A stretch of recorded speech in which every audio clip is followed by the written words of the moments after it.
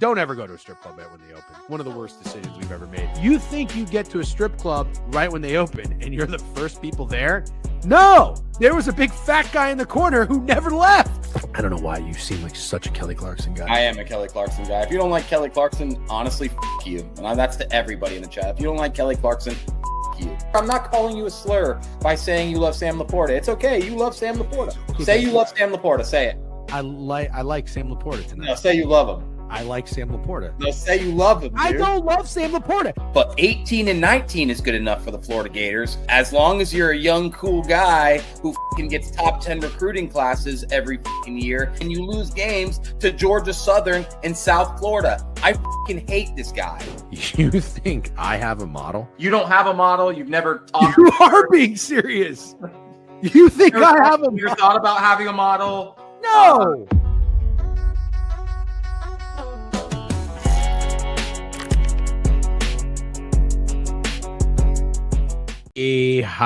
Good morning, everybody. Welcome to the Board Review. Steak and Sunday here. You have a fresh, and I mean fresh fucking Oakland, well, Las Vegas, Sacramento A's hat. Is that velvet? This is Oakland, dude. It is crispy. Dude. All right. I'm sick of this shit. I gotta get some hat. Today I have to run out and work, so I'd have to go corp hair, no hat. But I'm sick of this. Your hat game is crazy. Your hat game is crazy. I need to do something to get on your level, whether that's like cooler shirts or something. Like this is a bullshit J. Crew shirt. I got to get something. That hat is fucking fresh. I love it. No Book It background today. I was kind of into the Book It background. I don't know if people liked it or didn't like it, but keep it jet, because we'll talk some Vikings. Looking forward to talking some Vikings. I'd probably go Book It background for the second half of the show, depending on how I'm feeling. Okay. All right, let's do it. We have some things on deck today. Steak, you were over here trying to tell me that we don't have much of a college basketball slate. I just pulled it up and remembered it's Thursday, sicko slate. And You weren't here last Thursday, and Mr. fucking Jeff Sunday never stands on business. I stood on business, and I took 5 underdogs. 4 of the 5 covered, one outright. Fucking never forget North Florida and Austin P. assholes, brutal beat of the century. But we're going to get gross. We're going to roll our sleeves up and get gross. My sleeves actually already kind of rolled up. But anyways, good to be with you. Go ahead. Were you going to say something before we get started? Oh, okay. We're going to talk some football today. Mel Kiper's mock draft's out. Steak's mock draft was out, by the way. The last, I think, 10 picks were on the Book It sports website yesterday. Last 12. The last 12 picks, my bad. Good job. I reviewed when you were flying to California or last week, I reviewed 1 through 20. I think for the most part, you did a pretty good job. So if anybody could share that article, great. If not, we are going to go through and see what Mel Kiper has, and then also talk some landing spots for some guys. I listened to a little Diana Rossini this morning on Pardon My Take. I'm not a Diana Rossini hater, by the way. I know everybody's going to be like, Jeff Sunday hates women, blah, blah, blah, because Steak pushed that narrative against Taylor Mathis and Mina Kimes. But I think that Diana Rossini is okay. However, she does get some shit for some fake news. And so I don't know how people in the chat do or don't feel about her, but I listened to the first half of the interview. Did you listen to that interview? I did not listen to that interview, but I do find it interesting that you have to say you're not a Diana Rossini hater because we just assume you hate her because she's a woman. So now you have to go out of your way to say, here's a woman I don't hate. You find that interesting that I literally said you pushed the narrative. So you started that narrative along with the Hitler, and now I'm selling you Fed and everything like that. Or did you start that narrative by constantly going to war with women? Didn't go to war with women. Nope. I even told you I didn't think Mina Kimes was bad at her job. Said it many times. We just got to hold the people accountable. Listen, if I roast a fucking a male analyst, no big deal. But when it's Mina Kimes, who's the last male analyst you roasted? That's a really good question. You want me to roast somebody right now? Yeah. Feel bad because he seems like a nice guy, but again, I put Wake Up Barstool on just to see what they talk about and everything to get some ideas for topics. I don't think it's a very good show. Mark Titus kind of sucks. Oh yeah, I don't like him either. He used to play Division I basketball, right? Yeah. Mark Titus. I'm curious how you guys feel, if anybody in the chat is Barstool people. Again, I like Barstool, not a stoolie, not a diehard, but Mark Titus I thought was a great guest. You know what Mark Titus is? Better coordinator, not a coach. Mark Titus was a great guest. And he now I think he has a full-time job at Barstool. he's not a full-time guy. He's Yeah. just not. He's very bland. He's very boring. He's probably a good dude to be friends with. Not for this. Not a fan. Not a fan. So there you go. How about that? How's that fucking in my back pocket, huh? It's good enough. Let me be clear.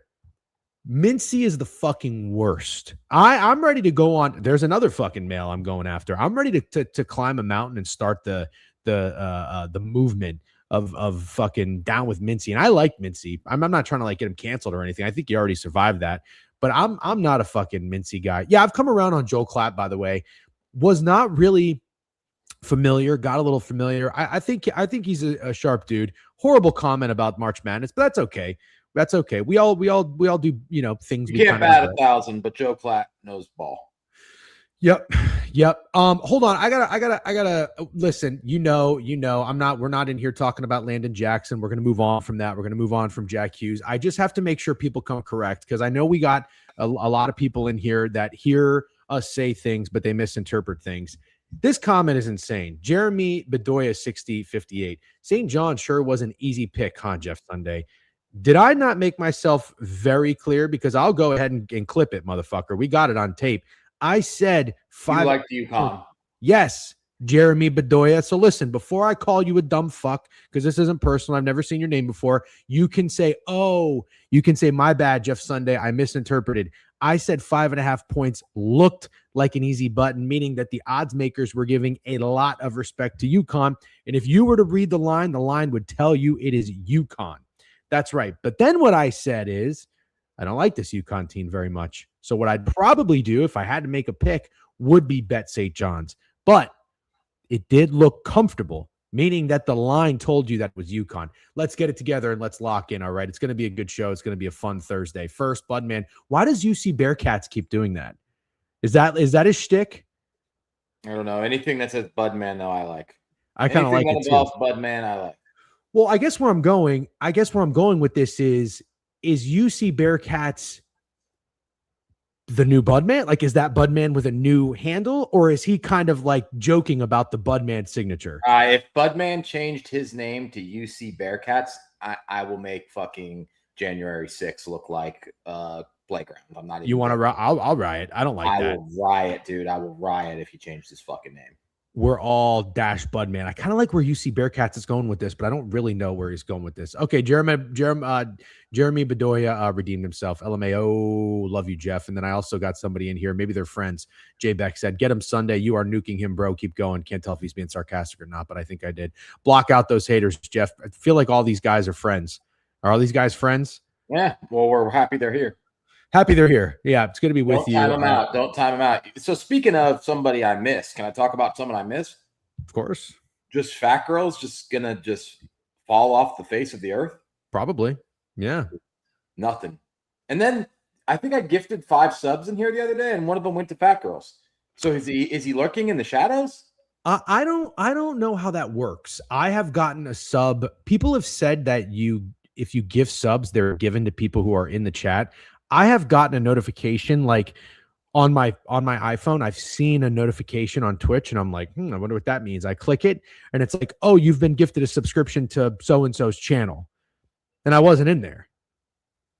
I think you have to be in the stream to get a sub, dude. I think fat girls might be lurking in the shadows, but I miss them. That's all. I'm not too proud or too much of a man to say I miss another man. I miss fat girls, man. Where the fuck's he been? Nothing. Just nothing. All right. I'll push back a little bit. This is a guy who you text, and this is a guy who you've met in person.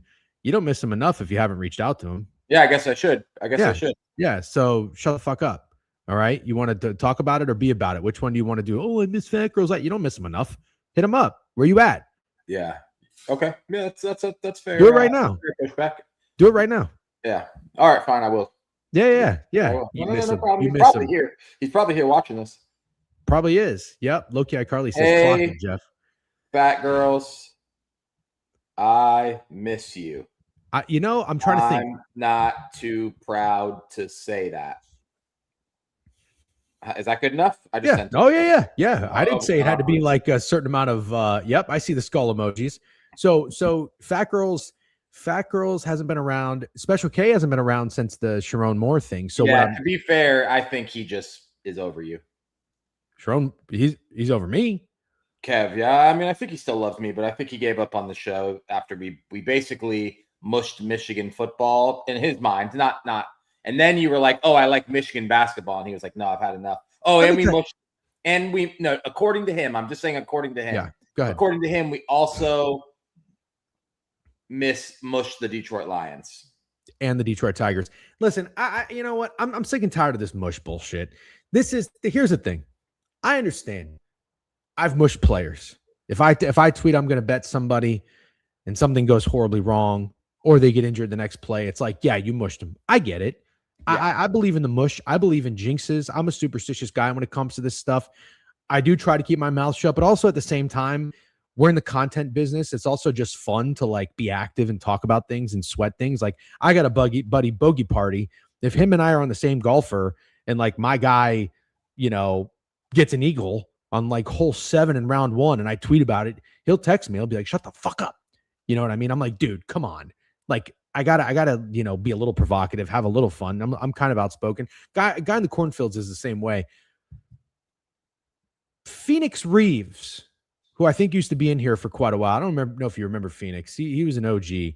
This motherfucker came at me this morning because I took Sam.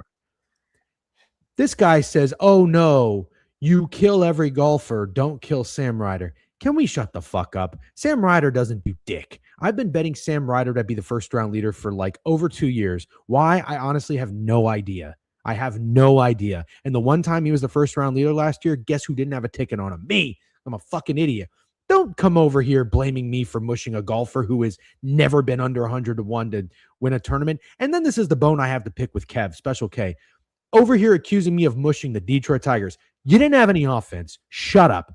To be fair, in Kev's defense, he just disappeared. He didn't accuse you of anything. He just stopped watching our show. No. He commented the other day.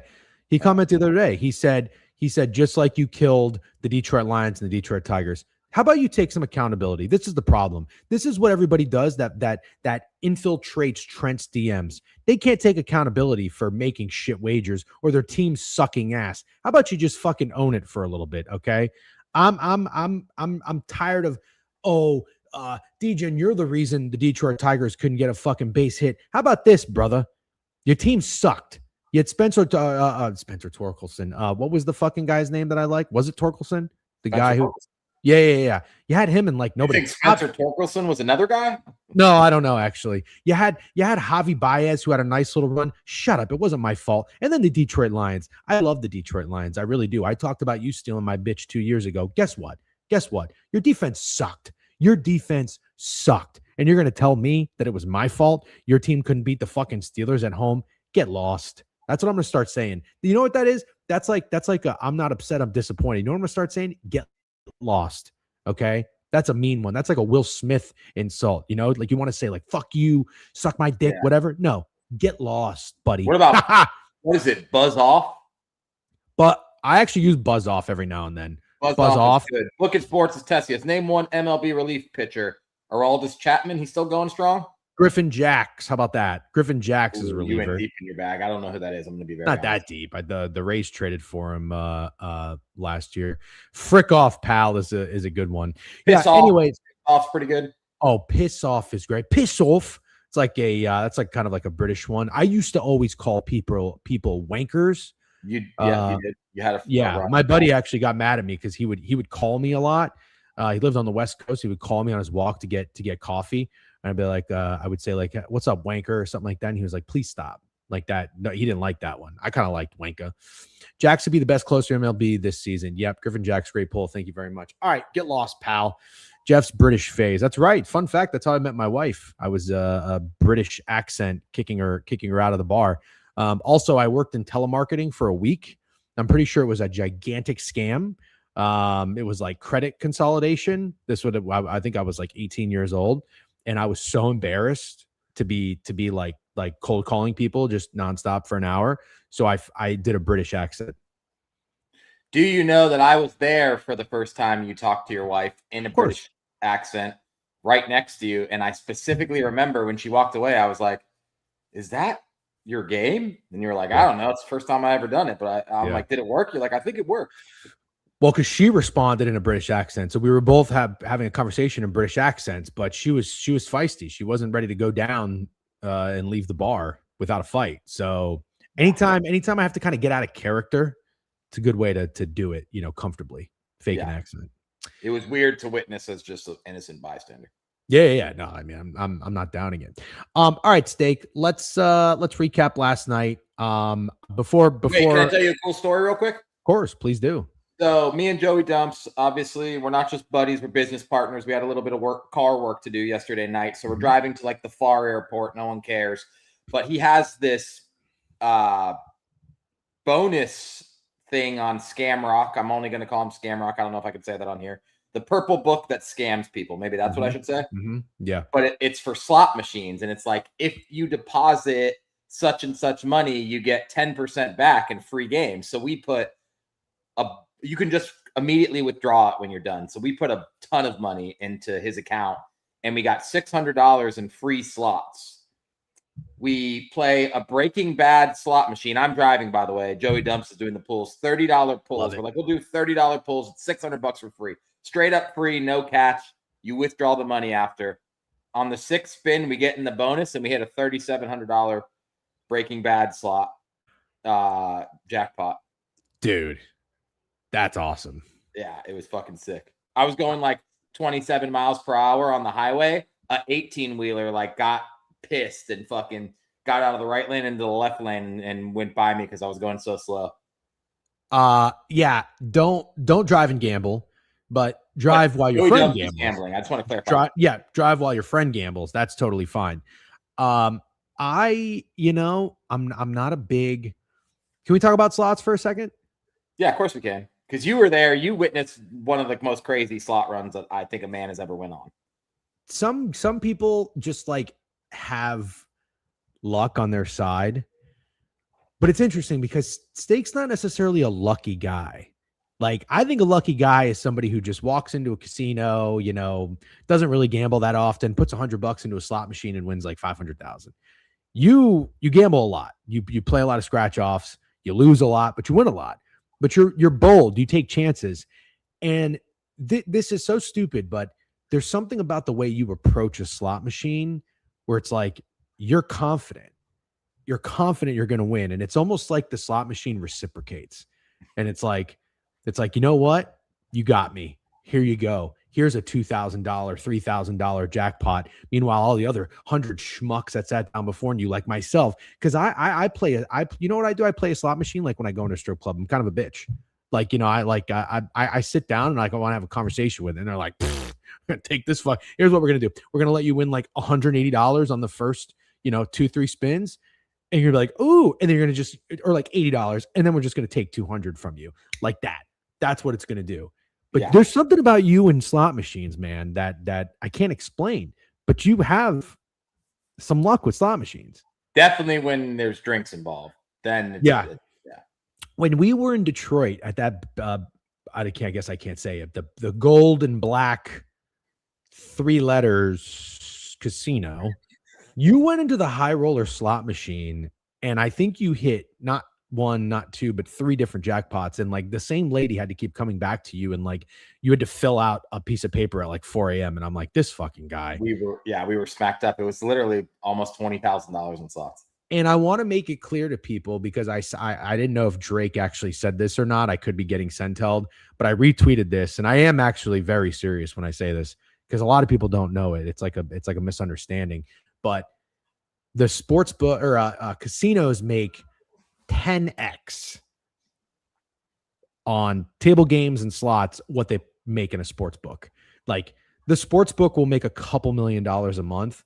Penny slots make like $20-30 million a month.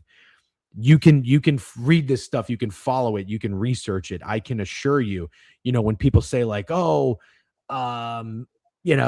St. John's was a trendy dog and they lose, and it's like, that's why Vegas looks why it looks, because they sucked you in. It's like, no, Vegas looks why it looks because everybody is walking in there and playing penny slots and giving away their fucking social security check Be careful with the table games. All right. Don't listen to Drake. Like, oh, I'm done sports betting and now I'm going to do blackjack and roulette. Shut up.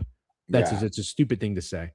Were you about to say something? I kind of can't tell. I'm usually so good about reading your faces, but like sometimes I think you're about to say something. I think my velvet hat is distracting you. Dude, that hat is so sick. All right, we've got some things to point out. By the way, I don't know if you knew this. Fat Girls just came in with a stream streak 5 stream streak. Yeah, Fat Girls has been here. Yeah. Can't wait for X-Woba X-Dog breakdown. You know what, Fat Girls? Maybe he's just not into the NBA because the Bulls are terrible. No, I don't believe that for 1 second. Fat Girls loves the NBA.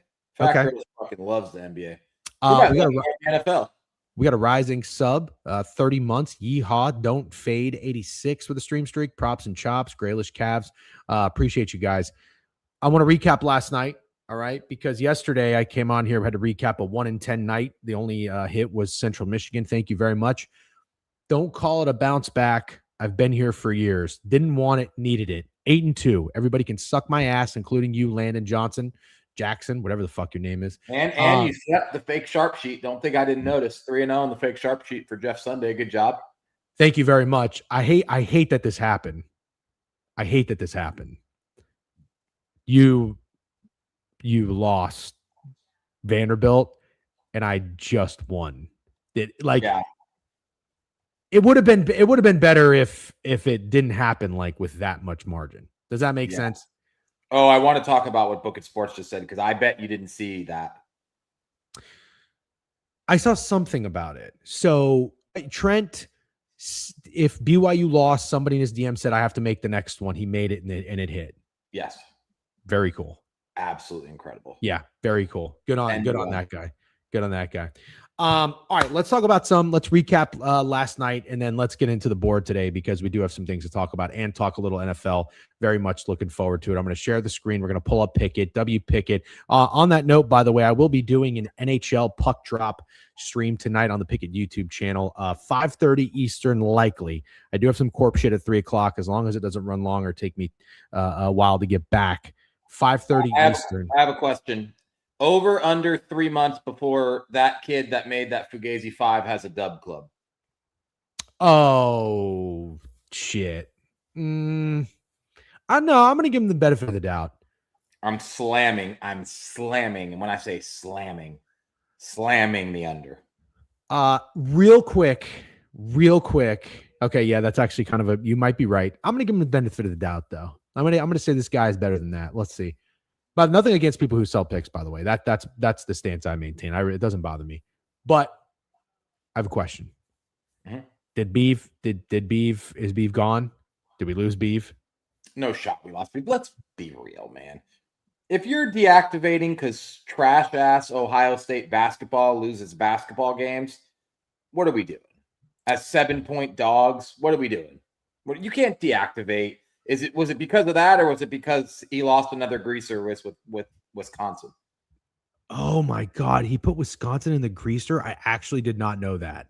Yeah, that was stupid too. But the guy was so stupid. The guy loves favorites, man. The guy loves fucking favorites. Oh, dude, I took Wisconsin team total under. How sharp was that? Super sharp. God damn. Okay, I really didn't know that. And when I'm not up here to shit on Biev, we it's tough love with Biev. We like Biev. We want the best for Biev. And I like that he went back and watched what we had to say about him yesterday and he came out with a full card. But let's do it one more time. Biev, I hope you're in here watching. He claims he has shit to do and he's never watching us, whatever. I joke about it. You and I align on this, thank God. Take the homerism out of your gambling philosophy. Everybody. Please take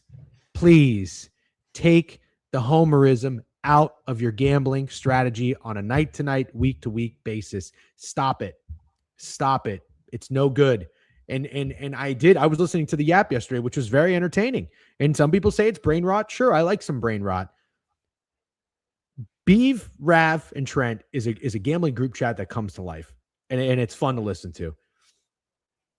I heard Biev say, Ohio State, take them. This team's playing different. They're on the bubble. You are an Ohio State fan who bets Ohio State every single game. You can't do that on a slate of 100 games. You can't do that. That was his one go to war with bet. And then you want to know the funniest thing? The funniest thing?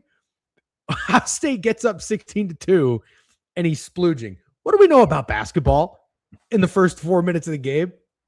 What happened in that game was incredible. I just want to be clear. I know, but come on. 15-2 to 21-15, a 19-0 run is absolutely insane. Insane. They were 4 for 4 to start the game from 3, which was unbelievable. That Bruce Thornton guy had no points. I actually, so last night I talked about this. I'm very fair and very balanced with what my wife and I have on the television. Like if she doesn't want sports on, she wants a little break, she wants something else, cool, take it.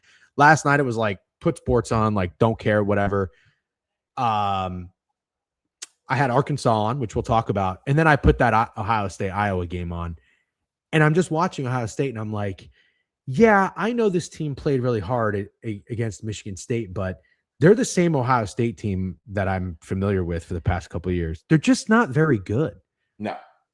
They're not very good. Coach. Got to fire their coach. And Biev knows that. You got to let him go. Jimmy Buckets with a 5-stream streak. What's up? Good morning. Happens all the time. Yeah. Remove the homerism from your gambling. But again, I'll maintain, and I'll always make sure I say this. Biev is sharp. Biev knows ball. Biev will be back. But we need our guy to win some bets. Let's talk. And let's go through my card. We can go through yours as well if you want to. If you don't want to, that's also fine. Red or green, we're going to recap to start the show. Here we go. Ooh, bang. A lot of green. 8-2. But I want to be perfectly clear. 1, 2, 3 losing days in a row. Didn't want this. Absolutely needed it. Let's start with the earlier games. Under first period in the NHL, I'm sorry, in the Lightning Leafs game, 2 goals got called back for offsides. Got very lucky there. We'll take it. Georgia plus 8.5. Fun story about this, Steak. I think the spread was 9 when we talked about it. I went to bet this game. Georgia was 7.5. And I told myself, I don't want to be this late. I still want to take the bet. So I took an alt line. I did shop around a little bit. I found a -135 as opposed to a -140. And I took it, put a little extra on it, lost by 8. I don't care if you buy points. I don't care what you do with your money. I truly don't. Other people do. Like sharp, smart, professional bettors like Cornfields care. Fuck them. Do whatever you want to do. It's your money, all right? Live your life because it feels good. I know it doesn't happen very often. Might not be worth in the long run. Don't care. It feels fucking good to hit it by the hook. Or if you dodge the spread on a -1.5 point favorite and take the money line, it feels really good when they win by 1. When you would have lost the spread, you wouldn't have won the money line. Steak and I do that all the time. NBA. Dip my toes in the NBA a little bit. Thunder 10.5. That was sweaty as shit. Yep. Cade Cunningham bounce back game. I ended up losing this Drake one. Now, this I did not do what I did with Georgia. Drake was 3.5. They ended up going to 2.5, -105 on the black and gold book. Unfortunately, that 3.5 would have won. Numbers do matter, folks. So I should have taken my own advice. Didn't think twice about it. Honestly, thought Drake would be just fine. Valparaiso wins the game. How about the Sunday Steak Special? Very, very rare occurrence that the Teal book did not give us the better odds. I think maybe something went awry when you placed the wager. It was +172, but I got 2-1 pretty much everywhere. Shout out to anybody who tailed, and if you're doing so responsibly, the Sunday Steak Special is back. Iowa 6.5, no sweat winner. RIP Biev. Colorado Avalanche, I talked about this. Not very often you're going to get a team like Colorado in a contrarian spot. I love good teams in contrarian spots. Ended up leaning into Eric Comrie, under 2.5. For Vancouver, a little sweaty there. They scored in the first and second period, nothing after, and then Wisconsin team total. I want to go through and recap some of the college basketball results last night because I think some things are really worth discussing. Let's go to the first game that I want to talk about. Hold on. I don't know why this is in the weirdest place. Oh, here we go. Vandy 88-80. We talked about that already. Your Florida Gators Steak 84-71. Earliest game of the day, St. John's, UConn. You want to go down like that? Yeah. Sorry, I don't know why the COV website is all out of funk right now. Usually it gives me an order. Oh, I got to start from the bottom, I guess. No, let's talk about that game. Go ahead. That was one of the most pathetic basketball performances I have ever seen in a big game. I don't know the last time I saw anything more pathetic. That St. John's had 14 second half points. If I'm not mistaken, I don't think they had a field goal for the final 16 minutes of the game, and their leading scorer had 7 points. I mean, that is just crazy for a team that was unbeaten on the road, playing one of their biggest games. Well, yeah, one of their biggest games of the year. They're awful in the first half. You're thinking like, 41-26, but they'll get it going a little bit. They can't possibly be this bad in the second half, and they're even worse in the second half, 14 points. It was a rough showing, like the kind of showing that's hard to bounce back from, to be completely honest. St. John's team total under was the easiest bet I ever hit. Ever. Listen, college basketball is a tough sport, man.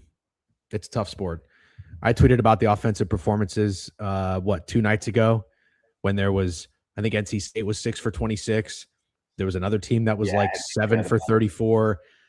And this is where I have a hard time as a sports fan. It's like, I always want to make sure I'm fair and balanced. And I always try to like counter argue with myself and like, what would a hater say? What would a troll say? And they would say, oh, you don't appreciate good defense. And I'm old enough to remember, and you are as well, because I think this is kind of back in our bar days when the SEC was like, they were 13-10 games.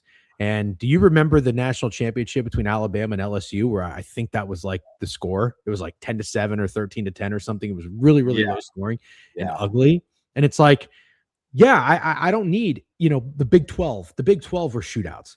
And it's like, you want to watch offense with no defense and, 54-48 scores, go watch the Big 12. I like defense. I love good defense.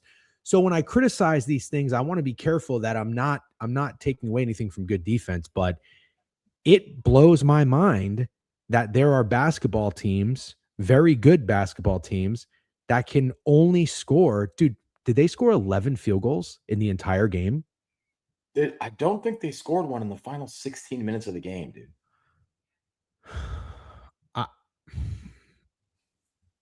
I just don't understand how that happens. I don't know how that happens. Are you going to sit here and tell me like it was UConn's really good defense? No. How can you not shoot a basketball into the fucking hoop? How does that happen? Hold on, I'm going to go pull it right now. 11 for 56. Missed their last 24. Dude, that is crazy. You tell me that's easy to bounce back from, getting prepared for March? It's almost March. Telling me that's easy to bounce back from? I don't think it is, man. I do not think it is. 11 for 56 is unbelievable. Yeah, dude. And it was everybody. Absolutely everybody. Some guy named Leotopoulos was 0 for 3. Jackson 1 for 6, 0 for 5, 3 for 10. I mean, this is crazy. Yeah, really, really rough. Good on UConn. Taking care of business. By the way, Noster412 with a new follow. What's up? Welcome to the Board Review Book It Sports Twitch channel. Everybody in YouTube, I see you, YouTube. We always do. Make sure you like and sub. Appreciate it. Can't wait for the March Madness. Can't wait as well. This is when my market research starts. This is when my due diligence starts. And I'm getting these eyes on these teams. And I've made notes, and I made a note about Arkansas. We'll talk about them in a second. When you say it's hard to bounce back from this performance, Steak, what does that mean? You're already eyeing fading St. John's in the next game? Yeah, I saw someone in the chat say they played Villanova. I will definitely be on Villanova. You're going to talk about the most obvious bounce back spot of maybe all time.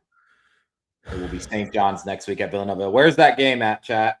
At MSG, or is it at Villanova? I'll tell you right now, it's at St. John's. Oh, God, I love Villanova. Yeah, okay. Villanova, dude. God, I love seeing Jeff Sunday hate on the Real app. Yeah, Steak. I want to give your. What are you talking about? Hate on the Real app? How could you hate on the Real app? It's the literal best thing ever. No. Jeff Sunday hate. Oh, I'm an idiot. Wow, I thought you were saying you hate on the Real app. No, I love seeing Jeff Sunday hate on the Real app. Yeah. No, I like the Real app. No, I actually think that this bit that you're doing is very funny. And I enjoyed getting in there last night and like finding you. And like, I was trying to figure out how to like tag you, but somebody did it. You could reply to the comments. Very fun. Yeah. Very fun. Yeah. This is funny. You can think of all new creative things. Jeff Sunday spit my onion rings. Never heard that in my life. Not the biggest onion ring guy, but I'll take down a blue onion from time to time. Onion rings would never be a choice of a side I'd order at any place. Dude, the Florida Gators in Texas. I watched some of this game. I'll go first. I'll go first on this one. I don't know if anyone. It's been a while since you have nailed a game like you nailed this game. I mean, you pretty much said exactly what was going to happen, and I bet Texas. I was feeling real good. Texas was up 2 at half. I think you even said this game will be tied with 9 minutes left or something like that. No, I said Florida would win by 9. I said said Texas would be covering 94% of the time. They literally were. They literally were, and Florida pulled away at the end. Absolutely crazy call by you. The Gators are tough, man. Tough team to fade. I won't be doing it again. Obviously, I'm a Gators fan. I haven't done it all year. This did really feel like the spot to me. And for most of the game, it really looked like the spot at Texas. Texas actually played good basketball for 30-something minutes.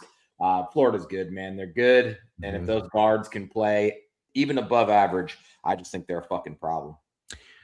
Yeah, I'm familiar with Florida. I watched them a little bit in the beginning of the year. This is when they were. I'm not going to say they were struggling, but they weren't like they didn't look that great.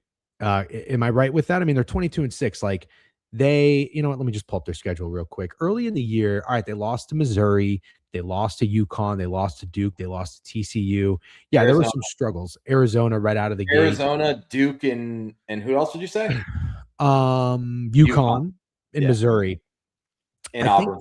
I think the game I watched them play, let me think about it. No, it wasn't Tennessee at home. It was before that. I thought it was a game at home. Anyways, it doesn't matter.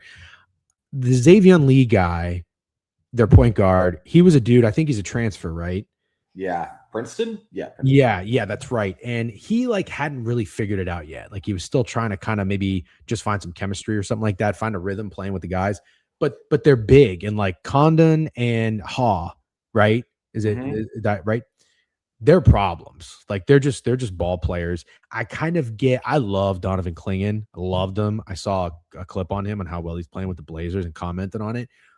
He's a fucking dog. Like he's someone who goes out there. We saw him up close in person when we watched UConn at the Barclays, the worst arena in spin sports in the world. He's awesome. I kind of see that. Why is the Barclays so dark? It's such a weird. It's awful. The whole thing sucks. It's awful. But the way Haw plays basketball fires me up. He fires me up. And you said it, and you're absolutely right. If those guards can play well, they are terrifying.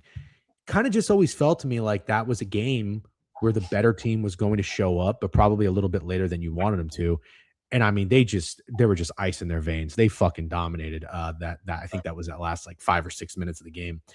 A couple other things I wanted to talk about from last night. I'm just going through the board real quick. Nebraska won. They did not cover. That was just something to keep in mind because they were blowing the doors off of inferior opponents. Boston College came through and beat Wake Forest. Shout out to the Yap. Yeah. By the way, is that ESPN? ESPN is a horrible website. I've been using it for the NBA box scores. Their site fucking sucks. Iowa 74-57. Again, RIP Biev. We won't beat him up too much though. I hope he's doing okay. The last thing I wanted to mention. There was another game that we talked about for just a hot minute here. Tulane and Tulsa, dude. Tulsa beat that fucking ass. 5.5 point favorites on the road. And what did I tell you about those James Madison motherfuckers? 82-66. They came through. Stanford beat Pitt. They did not cover. They won by 8. Or they pushed, depending on what number you got. It looks like it might have closed. Oh, I'm sorry. This is what I wanted to talk to you about. Gonzaga, 89-48. I know they were 27-point favorites, but we haven't really talked a lot about Gonzaga. They're 27-2. How come nobody's talking about Gonzaga?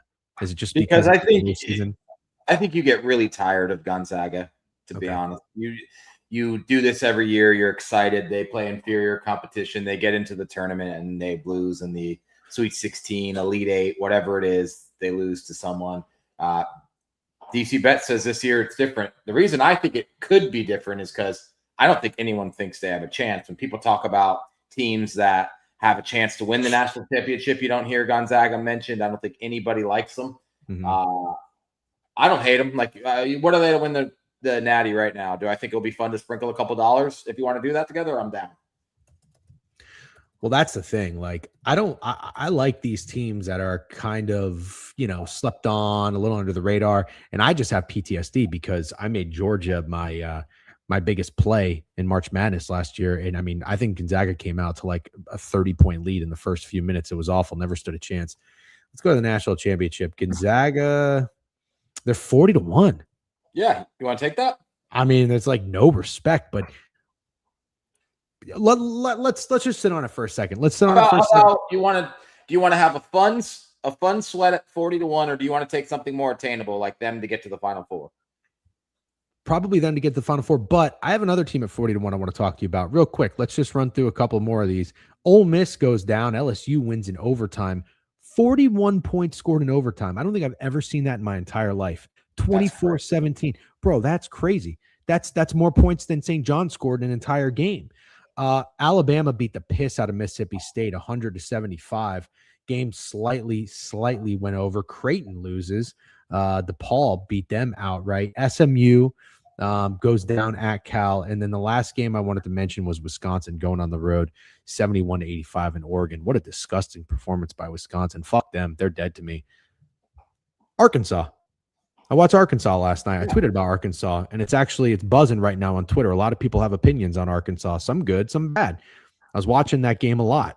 I told you on stream, Landon Jackson even gave me credit for it. I said, this is going to be the Texas Tech Cincinnati. Arkansas is going to go down, take them live. I waited too long. I didn't get a good number. They beat the piss out of Texas A&M. I like this team. I like the way they look. I thought they played tough defense, and that's the pushback I'm getting, is that they don't play very good defense. They've got size. The Brazil guy, I remember him from last year. He's good. Obviously, Acuff is a bad motherfucker. They have an experienced coach. I'm not the biggest Calipari guy. Then somebody was also telling me that one of their best players is hurt. Carter Knox or something. I don't know that he's talented, but I guess he plays hard or brings a lot of energy or something. I don't know, man. I kind of like Arkansas. 9-1 to make the Final Four. 40-1 to win it all. Any thoughts on that? I like them a lot, and I do think they're talented. They're really young. Acuff and Malik Thomas, I think, were both 5-star freshmen. I don't think they can make the Final Four. I don't want to rain on your parade. I'm totally That's cool all right. Take a 9-1 wager. I don't think this team is going to get to the Final Four. It'd be awesome to watch. I love watching Darius Acuff ball. I think a lot of people have compared him to Allen Iverson. You know that's my favorite player of all time. Apparently, he's also a cone on defense. I don't like this team in the tournament. I really don't. I don't like Calipari in the tournament. Fair. Again, I'm not the biggest Calipari guy. If that's the pushback, I understand. By the way, Killer Willie with a new follow. What's up? BA Sports says, can I interest the fellas in some early breakfast ball, first half under 65.5? I'm okay, but you enjoy. Yeah, everybody keeps saying that defensively they are a liability. Okay. And one other thing too, Alan Dims made a good point. Gonzaga, oops, I got the wrong comment here. Where is that? Gonzaga did lose to Michigan by 40. That will stick with a lot of people regardless. Let's go performance. I mean, banging my head on the wall. Yeah. Carter Knox had surgery on his meniscus. Okay. But from what I understand about meniscus, is Carter Knox white? I have no idea. Is it Kevin Knox's brother? You cannot. I just can't believe that Carter is spelled with a K if you're last. I know. Yeah, they're not good defensively at all. Okay. Yeah. Oh, really? That's Kevin Knox's brother? Well, anyways, I do, for what it's worth, when I attack teams, like when I attack San Diego, I want teams who are tough outs in tournament play, and I do like defense. I favor defense over offense, so it doesn't really get me all fired up. So I'm going to trust what you guys say, and that's okay. But there are two teams that I like. Well, Gonzaga is kind of one of them. I want to watch them a little bit more. I like Arkansas. I'm not out on Texas Tech. I'm not saying they're going to win it all. I think they're like 100-1 with Toppin getting hurt. I just like how they're playing. I think sometimes when your best player is out, it can demoralize you or can inspire everybody to step up and play harder and play better and be like, fuck that. Like, it's not that we don't miss the guy, but all of a sudden, when you hear the outside noise in your local radio and you're watching ESPN, all these kids are on social media. It's like, well, Texas Tech season is over. It's kind of an insult to everybody else on the team. Like, there's still some good players. That's a team that I want to maybe attack depending on what the draw is, if that makes sense. Attack to do what though? Shake things up. shake things up. I mean, there's going to be upsets, dude. Like there's going to be, we go back to it. I go back to it all the time. When I took Gonzaga to beat Arkansas -9.5, put $1,000 on it on the money line and they lost outright. Those 9.5-point dogs in March, those are the teams I want to keep an eye on. And I've got Texas Tech penciled in because they're going to be that 6.5, 7-point dog, I think, against a better opponent. I think they're live no matter who they're playing. Yeah, I'm not with you on that one either. I think they'll be a threat to lose to because what are they going to be, a 4 seed? Well, that I don't know. But let's assume they'll probably be around a 4 seed. Is that fair? Maybe even better? Maybe a 3 seed. Well, what's their record? They're very, very good, and they have to be in the top 12 right now. Okay, all right, then sure. They're currently a low 3. I'll go as far as to say they're a threat to lose to a 14 seed, and they will be losing to a 6 seed if they get past the 14 seed. That's my prediction for Texas Tech. I don't think they'll make the Sweet 16. Okay, all right, fair enough. I think that's it for the college basketball recap. Anything from the NBA? I did my review this morning looking at box scores. Nothing really stuck out to me. I did what I could on there this morning, but I don't know if there's anything too noteworthy. Is there something that you wanted to talk about because you're the NBA guy? The Spurs keep winning. I'm definitely sad about it. The Raptors were up 90-78 going into the fourth quarter. Obviously, we had them outright. We had them for king of the board. Felt like we should have got that W. The Spurs really tried to fuck it up. Dylan Harper missed 2 free throws when they were up 2. Then he got his own offensive rebound. They fouled De'Aaron Fox. He missed a free throw. There was just so many chances for the Raptors, but they 100% blew it. They got outscored in the fourth quarter, 32-17. So disappointing not to get that outright, but they covered. We covered with the Thunder. Pistons keep winning, but I mean, you got to kind of pat the Thunder on the back. They don't have any of their guys. Yesterday, they didn't have Chet on top of Williams and SGA, and they still were competitive. If they didn't have that 36-18 second quarter, they're just in this game the entire game, and they kept fighting back too. A lot of experience being gained by these Thunder players while the Stars are out. I think they're probably coasting to another NBA championship, assuming everybody is healthy. I don't see how anybody beats them. And then Rockets destroy the Kings. Pretty bad news on James Harden. I don't know if we've heard how long he's going to be out. But he was out yesterday. Evan Mobley was out, and Donovan Mitchell was out. Cavs still almost beat the Bucks. Not that surprising. Kevin Porter still playing good basketball. And then Nuggets. Jaylen Brown comes back, and the Nuggets beat the Celtics by 20. Celtics only have 84 points. Yeah, so the lowest they've had all season. And before that, they didn't even score all that much. I think they played the Suns. I don't know if there was anything to really take away from that game. Jokic had 30 points. He was 11 for 28 shooting, if I recall. A little Paulo Banchero-ish. But, yeah, that does suck. I took the Cavs to win the East. Felt really good about it. Liked Harden on that team. Watched that Cavs-Knicks game. Hit fractured thumb, especially if I think it's on his right hand. I think he's a right-handed player. He's going to play through it. Chat's saying he's playing through it, so that's good news. Well, I think he's going to play through it because I saw that he was not even for sure out. It was he's questionable to be in, but you never know. I mean, Sidney Crosby was fucking questionable in the gold medal game, so you don't really know the extent of the injury, and now he's going to be out in 4 weeks. Oh, it's his non-shooting hand. Got it. He's a lefty. Duh. That was an L-ball take. You should have known that. I think if you're the Cavs, I heard Jonathan Von Tobel saying this on VSiN. They have one of the easiest schedules to finish the NBA season. They play the most amount of teams who are tanking. So you probably don't want to rush Harden back, but I think they're going to be a real problem. I like the size. I mean, I like Jared Allen. He's kind of soft. He's soft. But he's talented. He does this thing. I heard them say on the broadcast for the Knicks Cavs game, he does this thing called 3-2-1.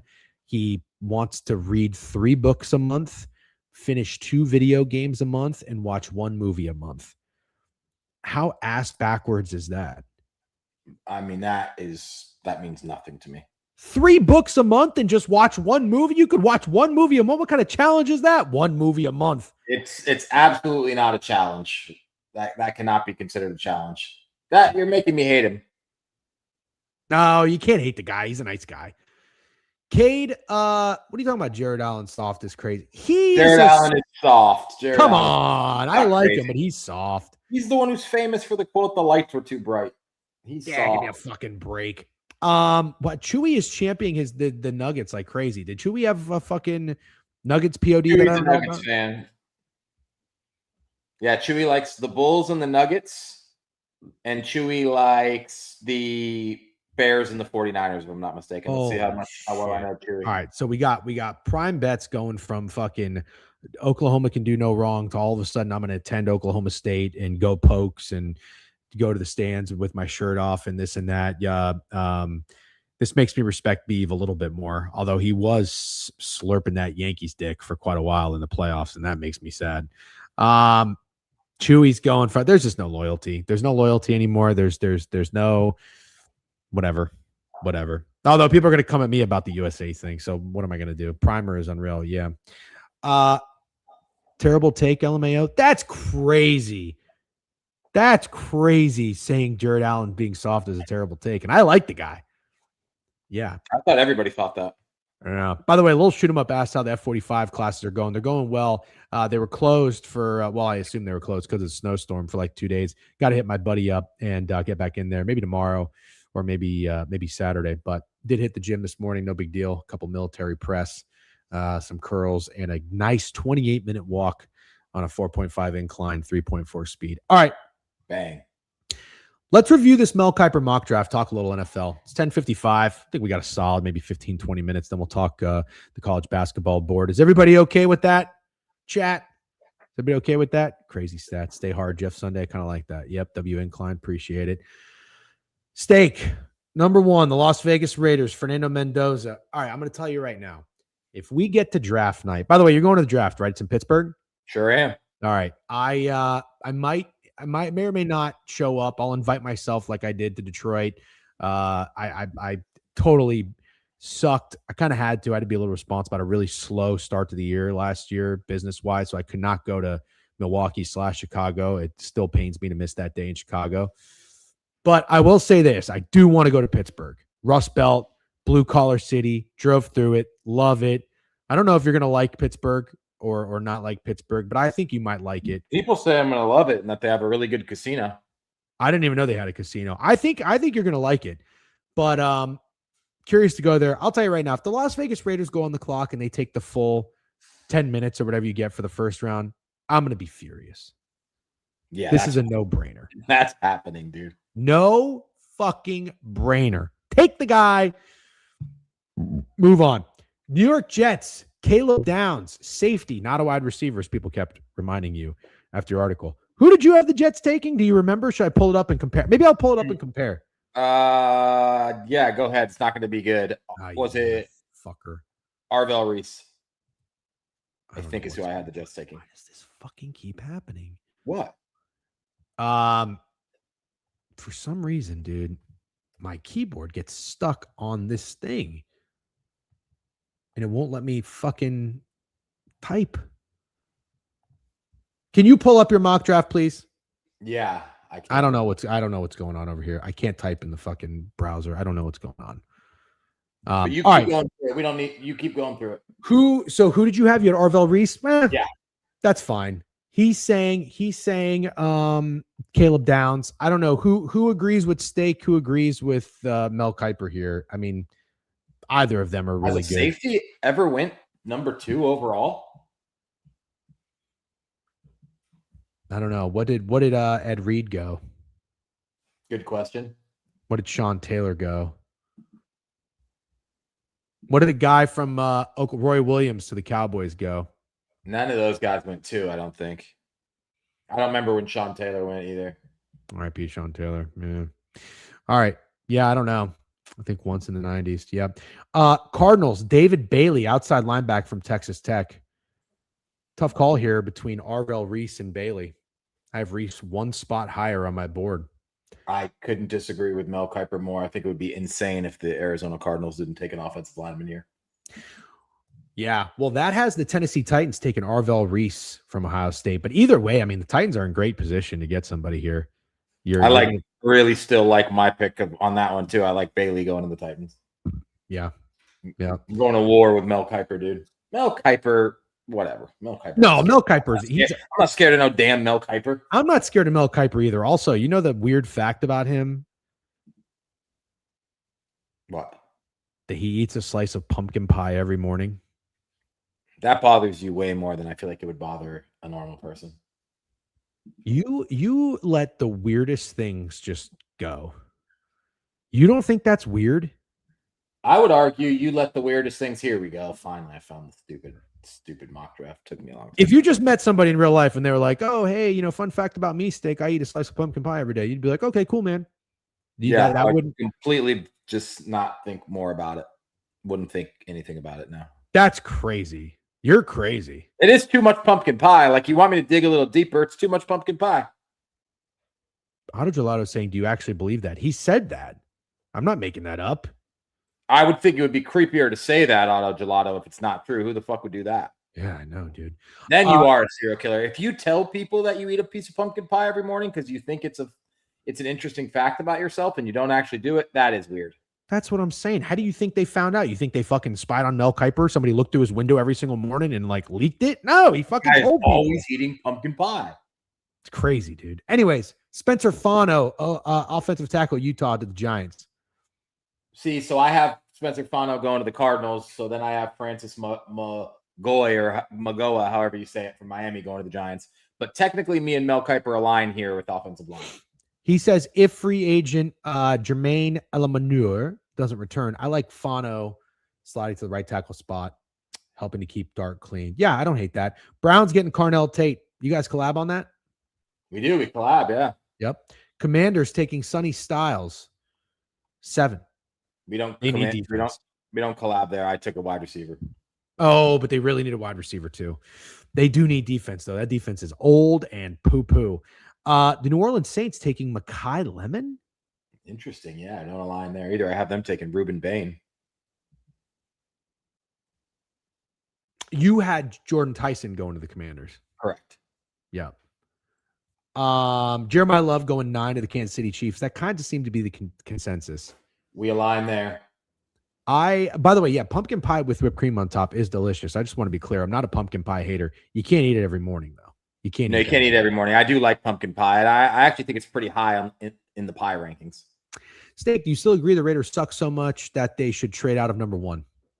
Well, my take is that I don't think Fernando Mendoza is a franchise-changing quarterback. So, sure, but I don't think most people agree with me. It's crazy. Yeah, I disagree. I think Fernando Mendoza is going to be a good quarterback. Interesting. In the NFL. Well, I think what's interesting is that you believed in JJ McCarthy, but for some reason you don't believe in Fernando Mendoza just because he's a little dorky. Nothing wrong with being a little dorky. I think it's interesting you keep trying to fucking bait me into talking about JJ McCarthy. I think what's interesting is that you said pick a side and stay there, and you haven't stood there. And now you think that the Vikings should find themselves a quarterback in free agency. So, I absolutely do. I picked the side. I stayed on it as long as I can, and now we missed the playoffs, and now we need a new quarterback. As long as I can. That's like you ever seen those commercials, the pharmaceutical commercials where it's like, take this drug, it'll help with pneumococcal pneumonia or whatever the fuck it's called, and then it has like 75 side effects, and it's like, suicide, depression, blah blah blah, this and that. It's actually every drug, and I always think that's crazy. I think it's insane. I don't know how that's allowed, but this is the world we live in. But you just said I did pick a side.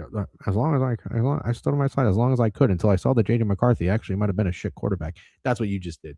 You just big. It is funny that you bring up those drugs because I have psoriasis and there's always ads for medication you could take for psoriasis, and I'm thinking like it's always like that. Like, side effects might cause depression, suicide, and all this stuff. And you're like, wait a second, I'd rather just have psoriasis. Yeah. I'd have fucking marks on my face than kill myself. I was just afraid of. Yeah. I mean, I'm sure your wife has a little makeup. You could always revert to that if you needed to. You'd like that, wouldn't you? No. Cincinnati Bengals, Ruben Bain. So Ruben Bain's going 10. This is crazy to me. Ruben Bain's going 10. I mean, the Bengals would be fucking thrilled to get Bain. Somebody said in here in the chat that they're scared of his short arms. This isn't a Will Campbell situation. Is it? I'm scared of nothing with Ruben Bain. I think he's going to be an absolute fucking animal. I'll tell you right now, if Ruben Bain gets past like 8, he's a steal. Oh my God. Collab. I love Ruben Bain. Yeah, last year, Shamar Stewart hasn't yielded immediate returns. I wonder why, because we all think that all of a sudden there's some fucking combine athletic freak who didn't really do shit. This guy didn't jump off the fucking screen to me one time, Shamar Stewart. All these fucking GMs. He tried to go back to school, bro. Shamar Stewart's a loser. Yeah, well, the Bengals are also a fucking... Oh, yeah, they are. They're losers, too. Yeah, Bengals are losers. Miami Dolphins, Francis Maigua, offensive tackle / guard from Miami. Steal of the draft if he goes at 11. Yeah? I think so. Yeah, okay. Cowboys. Mansour Delane, cornerback, LSU. Yep. The Rams via trade, Jermod McCoy, cornerback from Tennessee. Sounds like the Rams need secondary. That's probably the route they'll go. Ravens, 14, taking Jordan Tyson. Who does he have the Cowboys taking? You just said the same person, Mansour Delane, right? Oh, that's so the Cowboys got it. And Jermod McCoy to the Rams, I have that as well. Yeah. The Ravens need a serious wide receiver. Rashad Bateman was never the guy, unfortunately. Zay Flowers is a nice piece, but you need more. What else do they need? Offensive line? Yeah. Maybe an offensive line. Yeah. Okay. They have the Tampa Bay Buccaneers taking CJ Allen, linebacker from Georgia. Don't hate it at all. Levante David's getting old. The linebacker on his side of me, I told you about when we had KJ Britt. He was like I pulled up Pro Football Focus for the very first time, and he was like 98. I've not 98 on fucking linebackers. I was like, ooh. New York Jets, they have him taking Peter Woods, defensive tackle from Clemson. I am familiar with the name and the player. He's a dog. That'd be a good move for them because they did trade Quinnen Williams. Detroit Lions taking Zion Young, defensive end from Missouri at 17. Sure. Yeah, Lions need defense.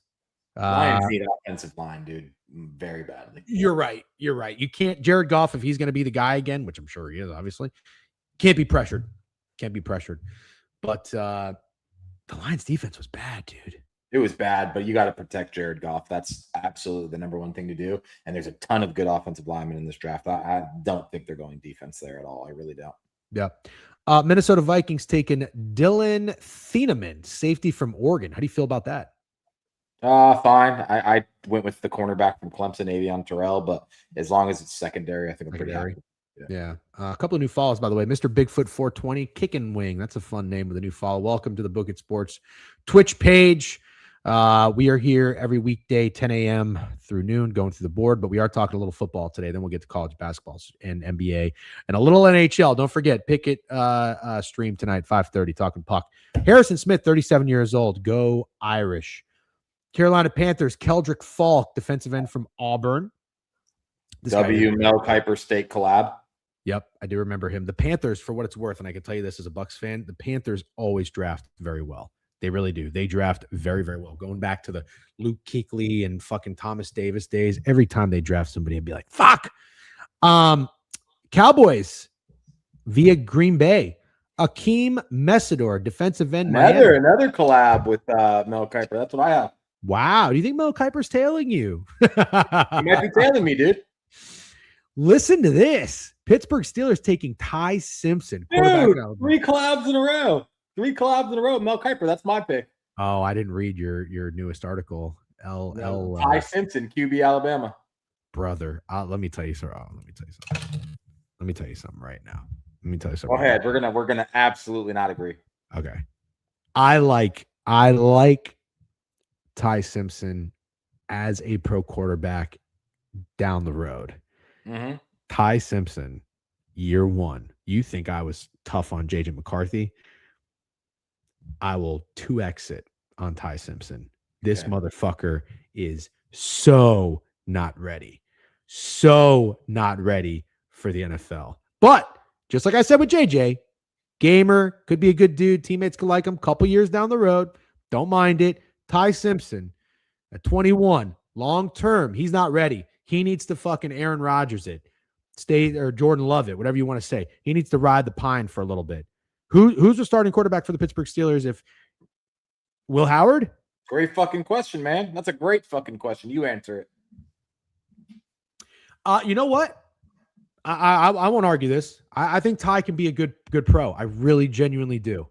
But early, fuck no, he ain't ready. Let's keep moving. Chargers. Hey, you didn't let me give my fucking opinion. Oh, I'm sorry. I think he's going to be a better NFL quarterback than Fernando Mendoza. Yeah. Yeah. Okay. I won't argue that. I won't argue that. But you do realize Ty Simpson himself is also pretty nerdy, right? Yeah, for sure. Different kind of nerdy. Somebody's saying that Aaron Rodgers is going to be back. Adidas King. What's up, Adidas King? Rodgers is going to be back to the Steelers? Ty Simpson is like the kind of nerdy, like he's really into science and he likes reading more than watching TV. Fernando Mendoza is the kind of nerdy where you catch him maybe doing like creepy things while dissecting frogs or is really into trains. Yeah. Like we all know one person that's really into trains. You know what? I know this guy. If Tim's in here, he's in my fantasy football group. This guy, his name's Todd. Greg actually hates Todd, which is hilarious. Todd's a friend of ours. He went to Duke. Greg and Todd like beef, like love each other, but also just love to hate each other. Todd is a hell of a name. Oh, I know.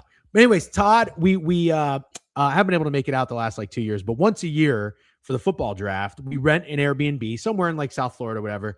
We go, we have a really good time. Well, we're in I think we went to Miami or somewhere, I forget. And we went to Scarlett's. And we're like, hey, we're all going to Scarlett's. And Todd's like, I'm good. Not going to go. I think he was doing it because he didn't want to be like a bad guy, like had a wife, had a girlfriend, whatever. But it's like, come on, you're with the boys. Like, just go to strip club, whatever. So Todd stayed back and watched Animal Planet. That's what I'd expect. That's because his name is almost Toad. Right. But maybe that's like Ty Simpson. And then Fernando Mendoza, if he was to come to the fantasy football meet up at the house, he would be like, where can I set up my Legos? Yeah, maybe. I would think Ty Simpson would go to the strip club. And then I think. No, come on. This is why you like Ty Simpson too much. Ty Simpson's not going to a strip club. I disagree. No, dude. I didn't say I think he would be crushing it at the strip club. I just said I think he would go. No, he's not going to Scarlett's, dude. Ty Simpson's not going to Scarlett's. I think Fernando Mendoza would be at the strip club, and every time the DJ would play like an air horn or something, he would cover his ears and say loud noises. All right. Los Angeles Chargers 22. They are going to get Oliva Vega Ione. I think I did a pretty good job there from Penn State. Jesus Christ, dude. I mean, great pick if that's what ends up happening. The Chargers would have the most insane offensive line in the NFL between Slater, Alt, and this guy. I love offensive linemen from Penn State. Need it. Wow. Kenyon Sadiq, tight end from Oregon to the Philadelphia Eagles. Oh my gosh. I love that pick. Yeah, I have him going wide receiver, but this would be a nasty pick. Apparently, Dallas Goedert's going to be a free agent, which I didn't realize. But if he's not, he's a very solid starting tight end. Cleveland Browns, Monroe Freeling, offensive tackle, Georgia. Sure.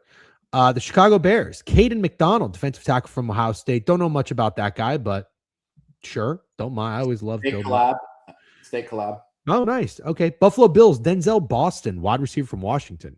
That's who I have going to the Eagles. I don't know a lot about this guy. Let's just read this real quick. Boston's hands, catch radius, and vision would quickly make him a go-to option for Allen. He finished with 881 yards and 11 scores last season, bullying opposing quarterbacks along the way. Wow. Okay. Yeah, I mean, they really need a wide receiver. This is a pretty weak wide receiver class, isn't it? Mekhi Lemon, Carnell Tate, Boston, Jordan Tyson. Like, it's not bad. It's just like, yeah, I don't think it's bad. There's just not. What was last year's? Tet and Igbukah, and who am I missing? I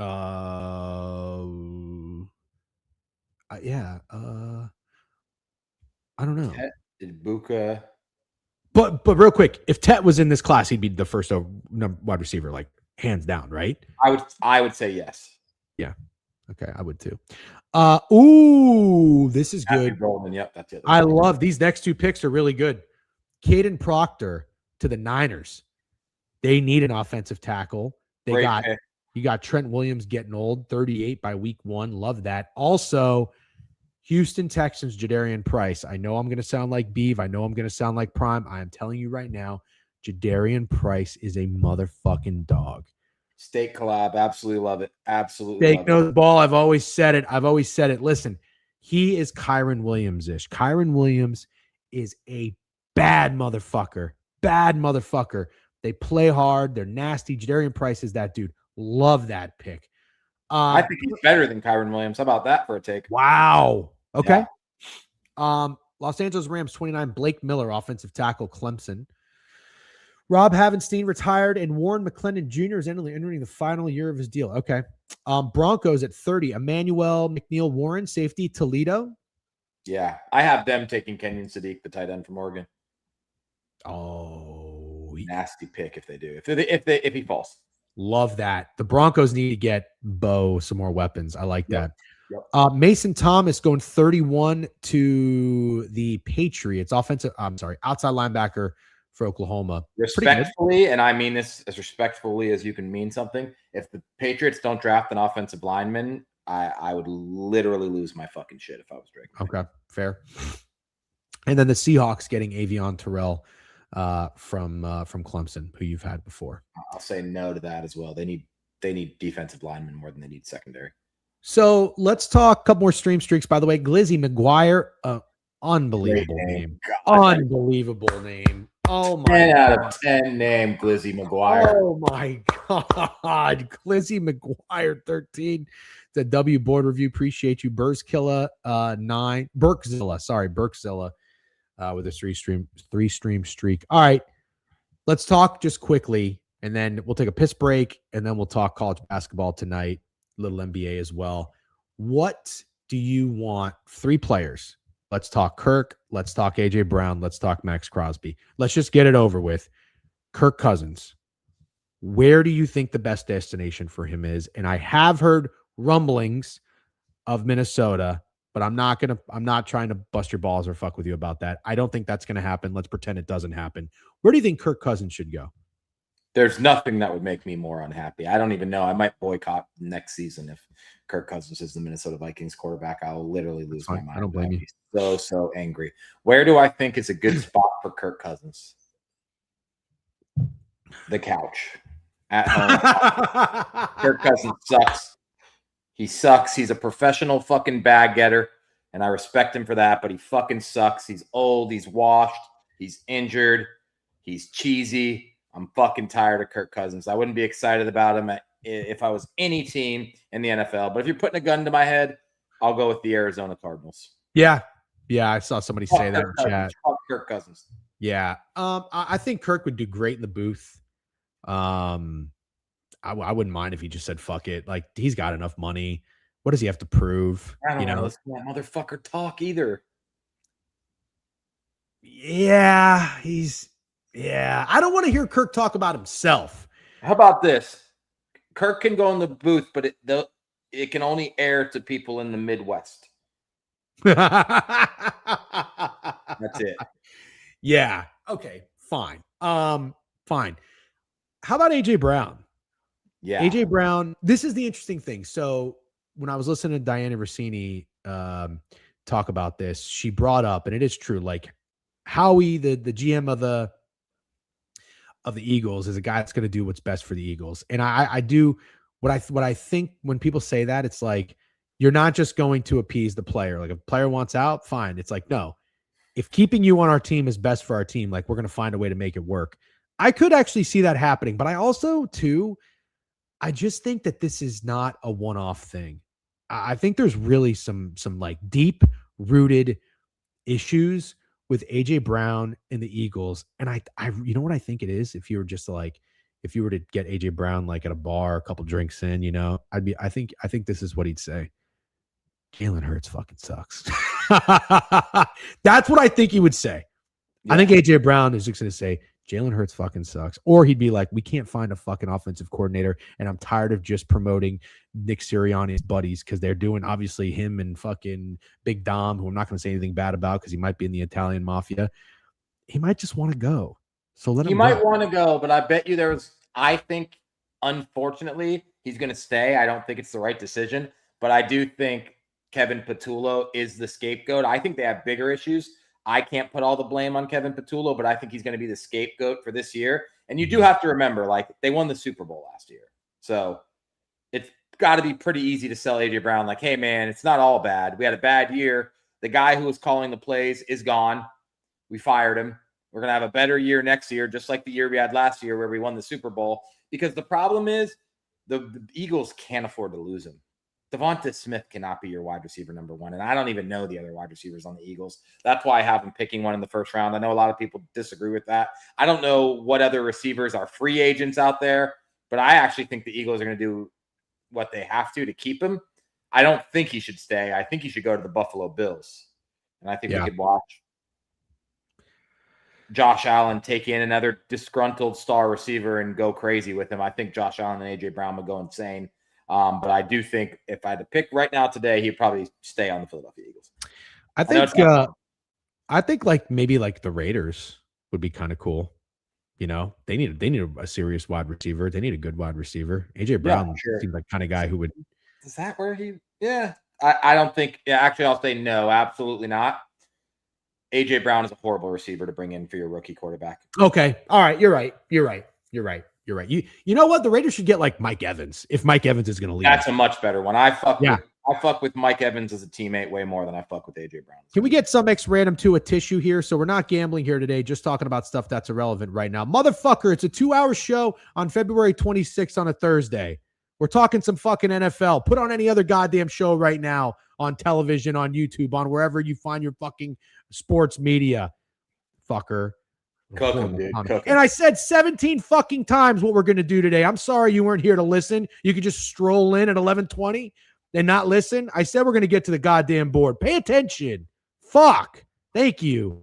Can everybody else fucking get his ass? Thank you, T-Bone. Fucking some ex random coming in here. Oh, I guess we're not going to gamble today. I'm fucking gambling.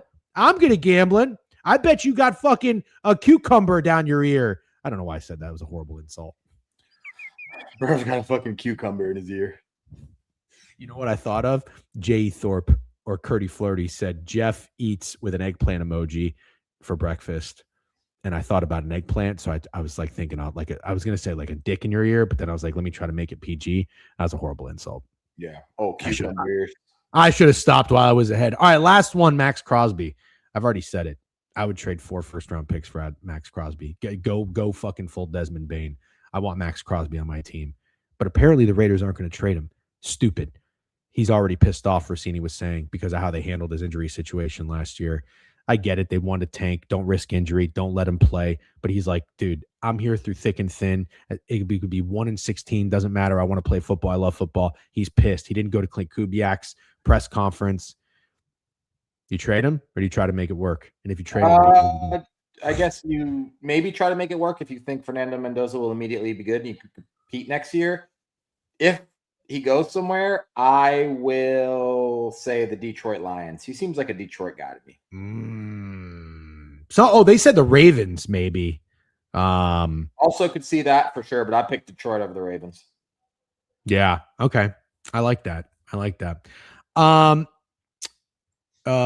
Sorry, Jeff. What happened to T2? Yeah, DJ, go ahead and Google some insults. Yeah, I know. I'm sorry. We should get you a list of insults that you can say. I know. We'll work on that. Yeah, dick in ear. I probably should have just said, "What do you have a dick in your ear?" I don't know why I did that. DJ, you should go look at what the TP account just tweeted. Feel like you love it, dude. I follow the Tampa airport. They're so good, and I've heard Tampa has like one of the best airports in the country. I kind of want to just fly there just to check it out and then turn around, but I'll save it because I got to go to Rays game this year. Have to. Didn't go to one last year. Oh, we're going. Yeah, I'm here to congratulate my friend Jeff Sunday. His 8-2 day yesterday. Landon, I've earned a little respect for you. So now my respect for you has gone from 0 to 0.1%. Congratulations. Keep it up. Mine stays at a 10, Landon. Mine's going to stay at 10. Yeah, I'm at a 10 for Landon. 10 out of 10. You're not a 10 out of 10 for Landon. Oh, yes, I am. You can't even joke about this stuff because people are going to think you're serious. 10 out of 10 for Landon. You're a 10 out of 100. How about fully that? erect. Fully erect. You are a 10 out of 100. You know what? I'm going to start 10 out of 100. I'm starting a steak hater movement. That's what I'm starting. I'm starting a steak. Yeah, you were supposed to find me some haters. You got to find me some haters. I know. All right, let's take a piss and then let's get into the board today. Despite what some random 2 says in the Twitch chat, yes, we are gambling. Real quick golf update. It was always Nico Echevarria, Billy Horschel in his home course, 4 under, T1, Streelman, Kevin Yu, Taylor Moore. Okay, we've got a really ugly college basketball slate. We're going to do our best to get into it. We're going to talk some NBA. We'll see how much time we have left.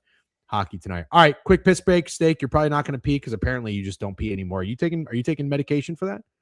No. All right. Not even taking medication for psoriasis, dude.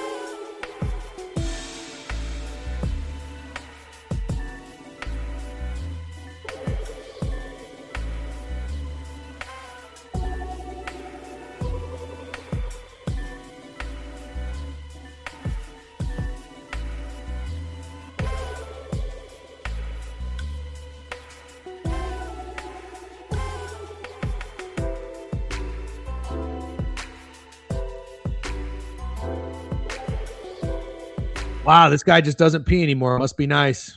You know what I have when I go to my parents' house, my mom, everything is like Alexa. And so she'll be like, Alexa, bedroom light on or whatever. And if it doesn't listen, she's like, Alexa, you bitch. Like has a conversation with Alexa. My Aura Ring just gave me a notification. It said time to stretch your legs a bit. And I just pulled on my mom because I'm like, hey, fuckface, where were you when I walked 28 minutes on the treadmill this morning? Was that not stretching my legs a bit? It does to tell you to get up and move for sure. It does like that. I fucking moved for 28 minutes this morning. That's pretty good. Fat Girls responded to my text. It feels a little chat GPT-ish, but I'll share it if you want. You want me to? You have to say you want. You have to say you want it. Yeah, I mean, not that I don't care that much, but yeah. Okay, so I said, "Hey, Fat Girls, I miss you. I'm not too proud to say that." He said, "Life continues to move on. Time moves, but things do not change. You and Jeff still yell at each other like divorce is imminent. Everyone you know is still a shit gambler, and Chewy is still waiting for GTA 6 Strip Club to release. Miss you too, 9." Which I don't know if that's a Hitler thing or a JJ McCarthy thing, but either way, I hate it. Yeah, that does feel a little chat GPT-ish. Although I don't know. I think I'll give Fat Girls the benefit of the doubt. I think Fat Girls has that in his bag. Yeah. What was when he said miss you too, was it TOO? Yeah, it was. Okay. All right. Good job. And the 9 was NINE, not NEIN. Yeah. Chat GPT then. All right. Let's talk ball. Everybody lock in. No more fucking around. We got some bets to hit tonight. Now I'm getting a spam call from Mustang, Oklahoma. What a cool place that sounds like. Yeah. I just got one from Las Vegas. That's not weird. Mustang, Oklahoma is weird. It might be a little shoot 'em up. I thought it was like, hey, you have a unclaimed Jalen Milroe Heisman ticket. Yeah. Never forget being in Vegas, betting that for $200, being like, I'm coming back in a year to cash this. All right. St. Bonaventure, they fucked me. I think their last game, they were 5-point favorites and lost outright. Just real quick against Rhode Island. No, God, this team sucks. All right, we're moving on. I don't want to talk about St. Bonaventure. Oh, shit. College of Charleston is playing right now. Yeah, remember somebody commented and said if you want to get in on first half under. UMBC and Bryant, that is a short line. 10.5-point favorites, UMBC. Bryant's 1-14 on the road. Also, 15 road games for Bryant. That's a little unfair. Let's keep moving here. We've got Grambling and Bethune-Cookman. 5-10 road team favored against a 7-3 home team. A little interesting. Kind of like Bethune-Cookman there. Maine and Albany, nothing really to pay attention to with any of these teams. I'm just kind of going through if you guys have anything. You want to talk about a short line? What's going on over here with Long Island? Let's do it. 9-1 at home against a 2-16. You want to talk about unfair? Chicago State is 2-16 on the road. 18 of their 29 games have been on the road. 2-16.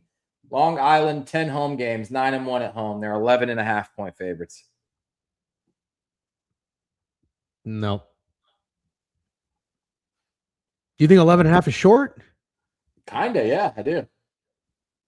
They have been 11.5-point favorites one time this year. It was January 10th against St. Francis, PA. They won by 4. I don't think you can make it much bigger. Okay, fine. Temple 5-4 on the road, 15-12 overall. Plus 4.5 at FAU, 15-13, but 9-4 at home, 3-7 in their last 10. Does anybody want to take FAU with 4.5 points? Probably not. 3-7 in their last 10, but Temple sucks too. Yeah, but I don't know. I'm not into Temple here. Free says I'm on Temple. All right. I'm not saying I'm against it. I'm not going to go take FAU by any means, but nothing is jumping out to me in that game. That 4.5 spread is tough. We got a kind of intriguing game here. Liberty at Kennesaw. Liberty 23-4, 9-1 on the road, 9-1 in their last 10. Plays Kennesaw. They're 16-11, but they're 11-3 at home. Now this is either fake sharp or contrarians unite on Kennesaw here, right? Like that. Yeah, let's take a look what Kennesaw's been doing. Kennesaw hasn't covered 4 out of 5 games. Can you do that thing with your mic again? Because when you lean all the way to the left. How about now? Like if you're gonna fucking face fuck your computer screen to the left, can you? How about this? Is it better? Is it better? Much better. Yeah. Okay. Kyle the Whaler says no shot. Liberty drops 2 in a row. Oh, we got an obvious bounce back. We do. They lost by 21. They lost by 21 to Western Kentucky. Is Kennesaw fake sharp? I don't know, but you know what? Kind of want to find out. I kind of do too. I kind of want to bet Liberty. Oh, I'm gonna bet Kennesaw. What? What do you mean? What? Liberty just lost by 20. Who are you? No. I got them mixed up. Kennesaw. Yeah. That's okay. Okay, good one. That is a pretty intriguing game. What else do we got? Towson. People always talk about Towson. I don't really give a fuck about Towson. They're 14-14 against Elon today. Where's Towson again? Maryland? Baltimore? Maryland. Sounds right. Yeah. By the way, Radford used to be a decent basketball school. They're 15-14. I don't really know what's going on with them, but UNC Wilmington's 24-4. They could be a fun tournament team. I think I heard somebody say that. All right, let's just go through here. Chattanooga's 4-point favorites against UNC Greensboro. Monmouth, 500 team against 17-11 team. They're 4.5-point favorites. Nothing really jumping out to me here. Nothing jumping out to me here. Anything jumping out to you? How about Delaware? Delaware and Jacksonville State? Nah, I think it's a beautiful time to go get all over to Michigan State, Purdue. You do? All right, hold on, because we have time. UNF, North Florida, against Florida Gulf Coast. Huge rivalry game. 6 points. Florida Gulf Coast, 3-9 on the road. North Florida was the last game they played, the one they fucked me? No, it wasn't. Damn it! I wanted to fucking fade them after that too, and I totally forgot when they blew that game to Austin, PA. They lost to Stetson by 5. They're 1.5-point dogs. Fuck. I bet you Florida Gulf Coast fucks them up tonight. That's what I think. Hard path. All right. Give me Florida Gulf Coast. They've won 4 in a row. They have not covered, though. They are not covering Florida Gulf Coast by murder. Can you say by murder on Twitch, or do you have to say in GTA or something? I think you could say by murder. All right. Yeah. Stupid shit. All right. Hold on. We got a couple more nasty ones. UMass Lau. Oh, I think I might have an insane one. Winthrop. What do you got? Talk to me. Morehead State against Little Rock. Go there real quick. Okay, hold on. I'm looking. Morehead State against Little Rock. Where are you? Are you in? It's at 8 p.m. Oh, Morehead okay. State, Little Rock is crazy. Let me tell you the scenario. Wow, you passed a lot of games. Hold on. Yeah, fuck these games. Okay, all right, hold on. All right, I'm here. Talk to me. Morehead State is 18-12, playing an 11-18 team. Morehead State is 8-2 in their last 10 and 8-2 ATS. Little Rock is 2-8 in their last 10 and 4-6 ATS, and they are 3.5-point favorites. I will say this 3.5-point number has attracted me towards the dog lately. It has. Marquette. For some reason, I didn't fucking play them 2 nights ago. Marquette. This bears zero similarity to the Marquette line. Drake and Marshall against App State. I'm just remembering. You know that's how I gamble. Listen to me right fucking now. Morehead has won 1, 2, 3, 4, 5, 6 games in a row, and they covered 5 of them. How the fuck could they be underdogs here? How? I don't know. Insane. This line's insane. It makes no sense. In order for this line to make sense, half of Morehead's roster would have had to have died yesterday. All right. Give me Little Rock. Give me Little Rock. Probably go in my teaser. Something else. I need another safe lay piece, chat. Don't fuck me.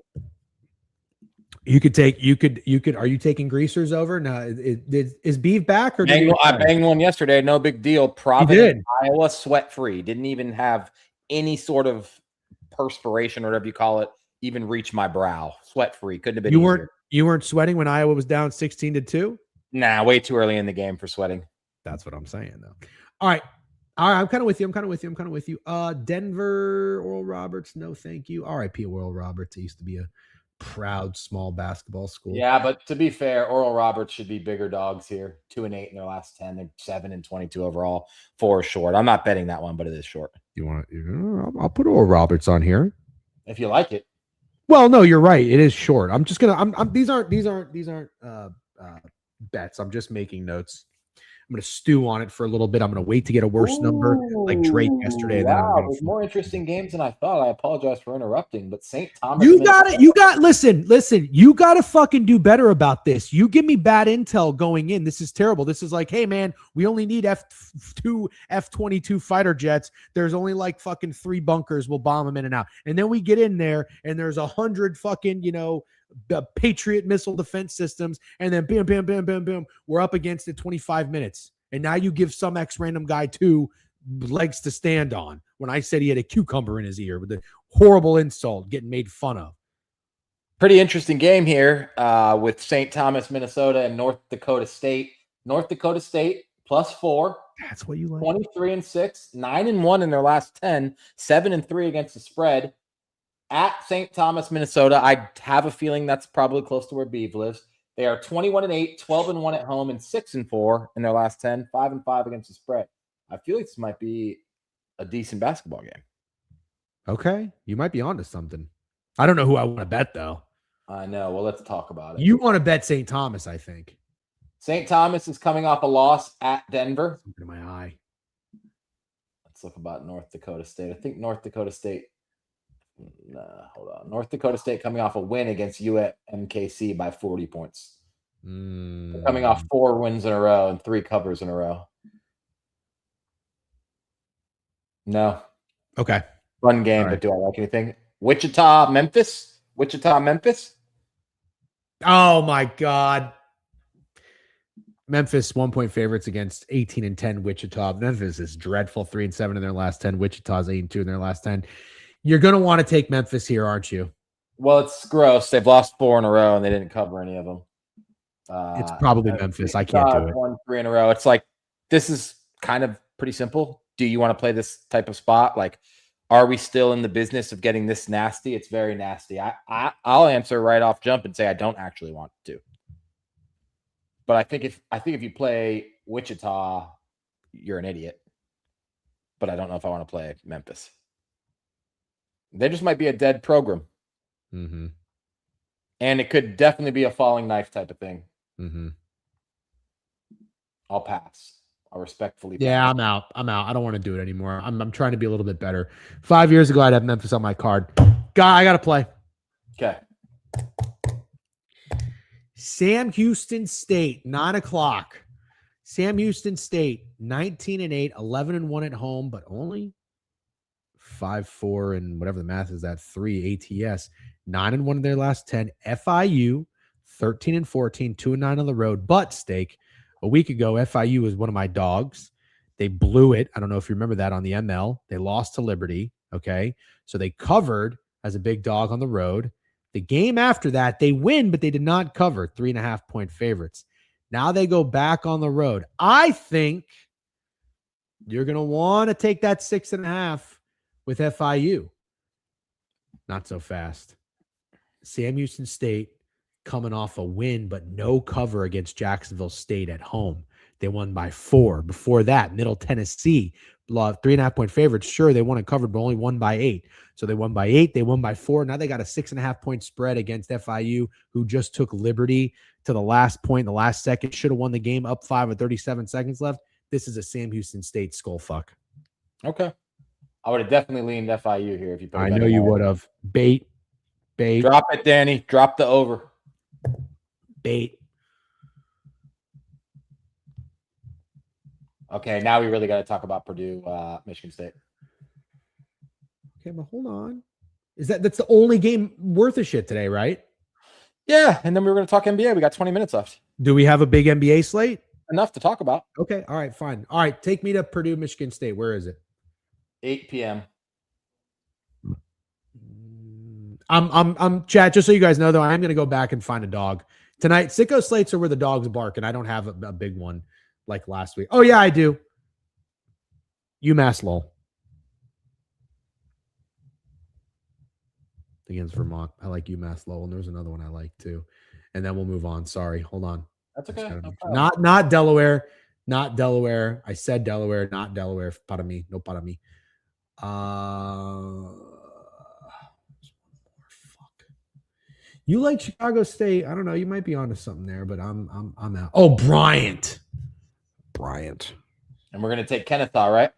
Oh yeah, but I want like a big dog. I want something that'll fucking shake. Chat's full of sickos, man. Chat's full of sickos. You got a Honda update, and then you got somebody saying Cal State Northridge first half money line and full game money line, immediately followed by UTEP, immediately followed by New Mexico State. Love it. I love this place. I love it. That's why we're here every day. Okay, Steak, you want to set the stage for us, or do you want me to? No, the stage is set. You said it. Everybody knows what's going on here. The fraud check game. Fraud check game. Oh yeah, you had a banger tweet. Good job. It was very well said. I can't find this fucking game. Oh, here it is. 8 o'clock. All right, we'll pull up the picket splits on this one too. So Purdue 22-5, 12-3 at home, 5-10 ATS at home. Yikes! 6-4 in their last 10. Michigan State 22-5 on the road, 4-3. You got teams like Bryant playing 15 road games. You got Tom Izzo getting 7 road games. Give me a fucking break. 5-5 ATS in their last 10, 7-3 in their last 10. Michigan State getting 8 points. Looks like a lot. Apparently, Michigan State hasn't won at Mackey since like George Bush was president or some shit. Which one? I don't know. Either one makes that crazy. I don't think the spread's that weird. Are you going to talk about this game, or are you just going to fucking stare at it? I don't think the spread's that weird. I mean, it's. I think it's pretty simple for me and you specifically because we're Purdue haters. I'm also kind of a Michigan State hater. KP, I don't disagree with you, even though I feel like it seems kind of obvious. I do think it's an under game. I almost feel like we have to stand on business a little bit with getting the 8 points against Purdue, right? No, you don't want to? Not really. I'm going to do it alone then. I'll take Michigan State. I'm even going to sprinkle the money line.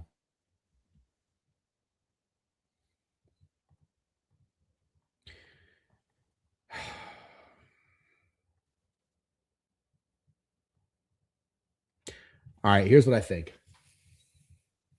Yeah, then Kyle the Whaler keeps reminding me that it's the Rondale Moore Memorial game, and then I don't want to do it. Here's what I think. I'm looking at this Michigan State last 4 games on their schedule. All right. 3 have been at home. 1 was on the road. Okay. They went 3-1. They won all 3 games at home. Illinois, UCLA, Ohio State. The one on the road was Wisconsin, February 13th. They lost that game 92-71. They were 2.5-point favorites. It was embarrassing. Game before that on the road, 8.5-point favorites, lost that one in Minnesota. You just had a slow start against Ohio State. You woke up. You had 2 poor performances on the road. Michigan State's got to come out on the road tonight fast. We just saw what happened to St. John's. You can't get down. You're going to get suffocated, especially by a team like Purdue, who's absolutely going to be all the way up for this game and is coming off a very, very good win against Indiana. I know they were 11.5-point favorites. We took them. That was a skull fuck, and that spread was really 30, at 11.5. My angle for this game, you said obvious under. I kind of like points. I think both teams are going to show up, but it is tough for me to buy Purdue off of a 93-point performance. The last time they scored 93 points in Maryland, they followed it up with scoring 68. I do feel like defense is going to be a point of emphasis here, but I like Michigan State in the first half. I thought you were going to say that, and I actually think that's a pretty good read. Yeah, I'll take Michigan. That'll be my cheeky bet. Michigan State first half. But I don't know. God. You don't think there's anything weird about the spread, huh? Not necessarily, no. I could see the argument for making an argument that's fat, but yeah, no, not really. I just think that if you look at Purdue, when they were at home against Indiana, they were 6.5-point favorites. Now that was over a month ago in January. Illinois 1.5, Michigan 2.5-point dogs. You sort of just touched on it. Michigan State's been awful, and they don't win here. Yeah. Okay. Yeah, I don't know. In the last 2 8.5 points or 8-point spreads that I've seen at home for conference games, Arkansas just beat up Texas A&M, and Texas Tech just beat up Cincinnati. The deja vu, it fucks with me. It really does. I'm going to pass, but I will take Michigan State first half. All right. Think that's it for college basketball? Yep. And real quick, Chad, I'm sorry. I know you guys, some of you guys don't care about this. Some of you guys do. These are the picket splits. So it makes sense to me. It's Michigan State. You're going to see some bets on the spread and the money line for this one. It's not going to be. I would not have expected one side to be lopsided. Yep. Yep. I think that's pretty fair. All right, Steak, take us to the association, and let's talk a little NBA here. What do we have on tonight's slate? Hornets play the Pacers. I touched on it. Well, let's see. Did we talk about NBA last time? No, I went on BTL with Krabs, and I touched on it. Hornets are at full strength. The only player even listed on the injury report is Liam McNeely. He's not a main rotation guy anyways. Diabate's back from suspension. Kalkbrenner's healthy. Kobe White is playing. They were like 8.5 or 9.5-point favorites against the Chicago Bulls, and I had mentioned that I thought it's scary to see the Hornets in that situation where they're that big of favorites. They destroyed the Bulls. Pacers, on the other hand, were 9.5-point dogs to the Sixers. Joel Embiid came back. I think Sixers won that game by 30. The only difference in the lineup for the Pacers is that Nembhard is questionable and Toppin is questionable. Nesmith is still out. Zubac is still out. And Siakam is still doubtful. So you're looking at a starting lineup of Cam Jones, Ben Shepherd, Jarris Walker, Jay Huff, and hopefully Nembhard. So I think the Pacers are a disgusting play. And in the beginning of the season, I probably would have taken the Pacers. Lately, week or two before the All-Star break, and right now, these teams are getting smacked just like the Pacers did against Philadelphia. Lean to the Pacers, but I don't know if I'm in the business of getting that nasty. I like the Pacers. Yeah, I do. I'm trying to get in the NBA bag a little bit here. Had some good reads, but that was my first thought in this one too. The Hornets are a team that's definitely feeling themselves. They're feeling they're hearing the buzz. They're feeling the buzz. No pun intended, because they are the Hornets.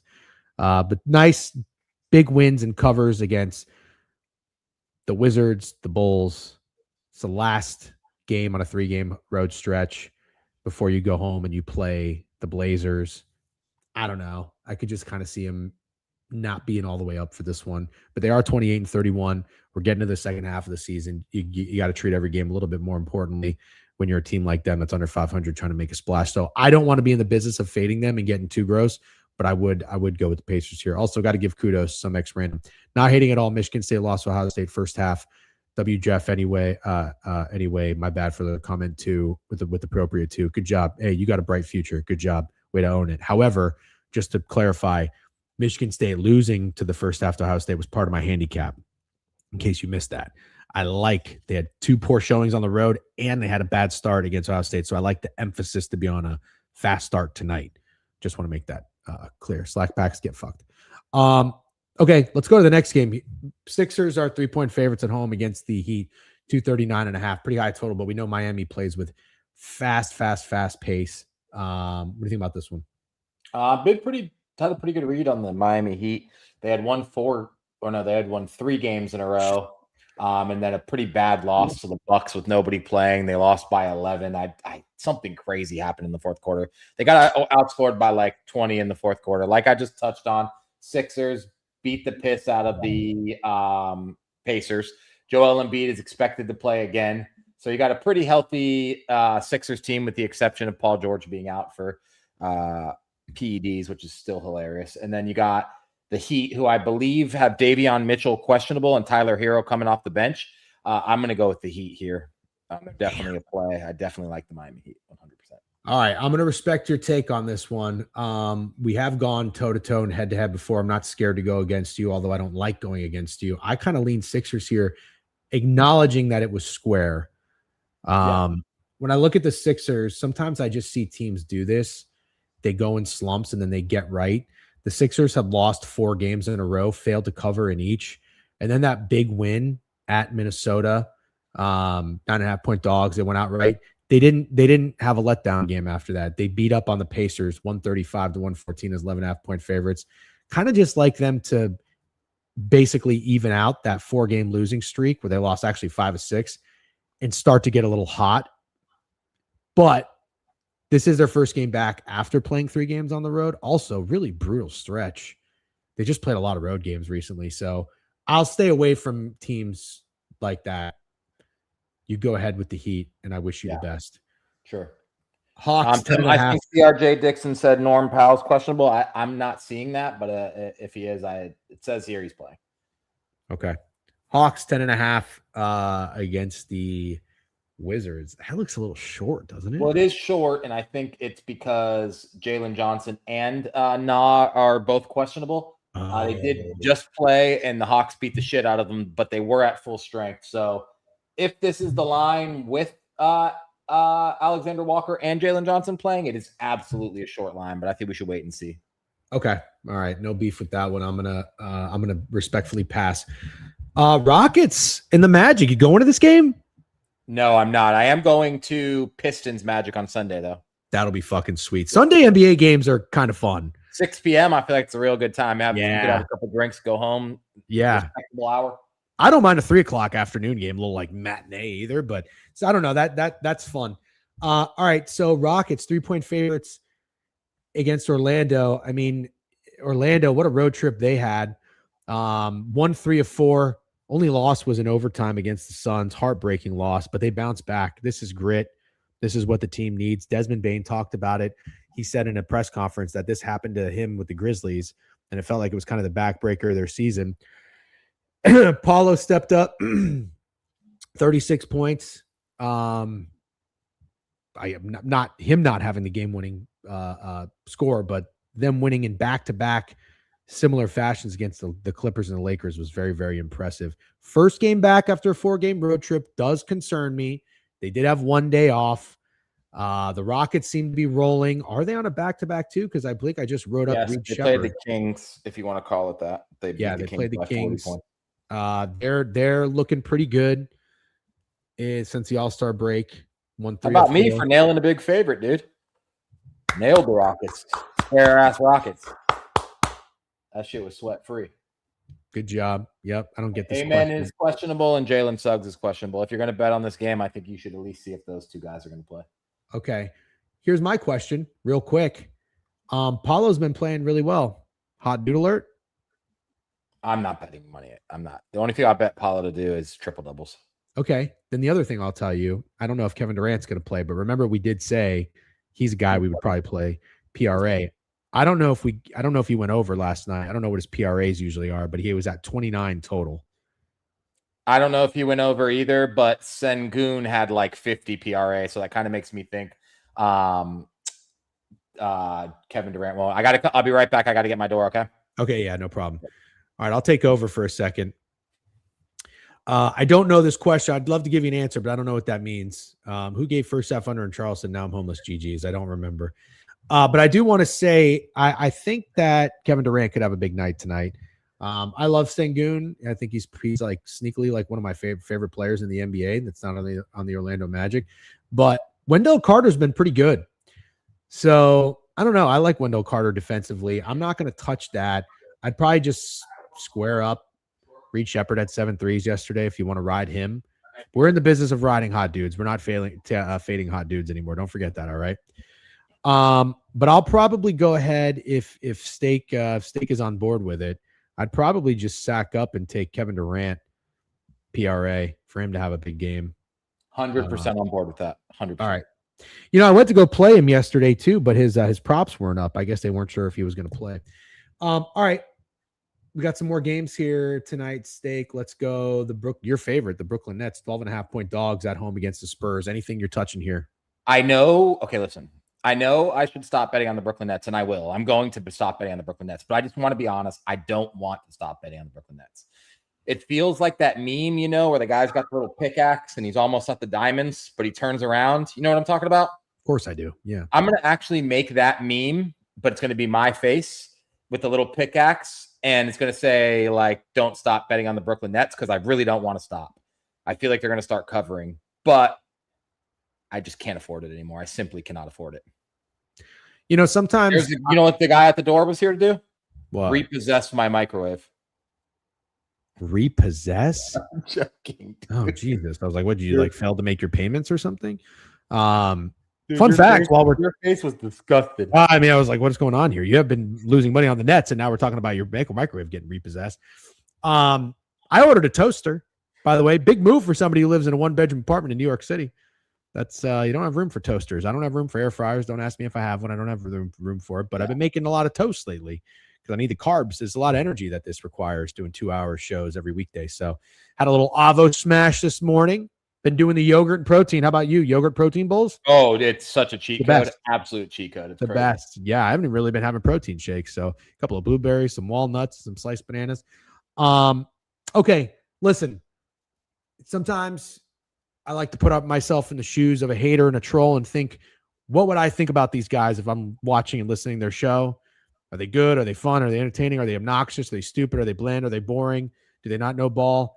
If I'm a hater and I'm listening to you betting the New York Nets, it's not even that I think that you sound stupid. It's just I think that you might have something wrong with your brain. Like, that's what I think about you. But I've known you. And I know fair. I acknowledge what you just said is 100% truth. You have a little stubbornness to you where you refuse to give up. I do respect it because we talk about it in gambling all the time. Bend, don't break, bend, don't break, bend, don't break. I just get concerned with bad teams in the NBA. There is a time you just have to let go. We're not there yet, but I will tell you one more thing, and then we're going to move on. I don't like when you do this, and you do it, and you don't even realize you do it. You just talked about how good the San Antonio Spurs are and how they're your pick to win an NBA championship. I know you successfully faded them last night by taking the Raptors on the spread. Good job. I'm not going to make a habit of it. You're right. Okay. I won't make a habit of it. Spurs too much. Let go of the Nets eventually, but I won't press the panic button just yet. Okay. Chewy's Bulls are at home. They're 0-10 in their last 10, 1-9 ATS, 4.5-point dogs against the Blazers. Zero interest in getting involved with the Chicago Bulls. You shouldn't be getting involved. They're pretty much the Brooklyn Nets at this point. Obviously no Denny, Sharp, that's pretty much it for the Blazers. This line is short. I'm sure you can make an argument that the Bulls are the right side. I'm sorry, that the Bulls are the sharp side, but you shouldn't be fucking with the Chicago Bulls. All right. Maverick, 6.5 at home against the Kings. I think the Kings are coming off their first win in a very long time. What are you doing here? Well, no, they're coming off a 40-point loss to the Houston Rockets. I'm laughing because this is the funniest game ever. Yeah, it is. Yeah, this is the absolute funniest game ever. 5 more seconds, be back. Okay. All right, well, I'll tell you what I'm not going to do. Not going to sit up here and talk about the Sacramento Kings. So how about I just do this? The Lakers are 6-point favorites against the Suns. The Suns without Booker or Brooks are awful. One of the worst One of the worst rosters that you'll see in a very long time. They're Do you want to just do what you have to do and then come back? No, I mean it's 11:57. I'd rather finish. All right. Yeah, you're right. I didn't realize that. Lakers 6-point favorites on the road against the Suns. You got anything you like here? I'm going to go to the lineups if you don't mind. Lakers, Suns. You want to see who is and is not playing for the Lakers? Well, they're all playing. Suns, no Dylan Brooks, no Devin Booker.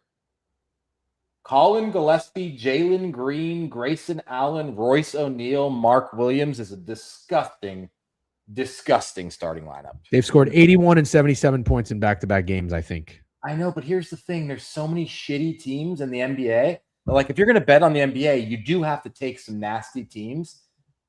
Man, are the Lakers coming off that loss to the Magic?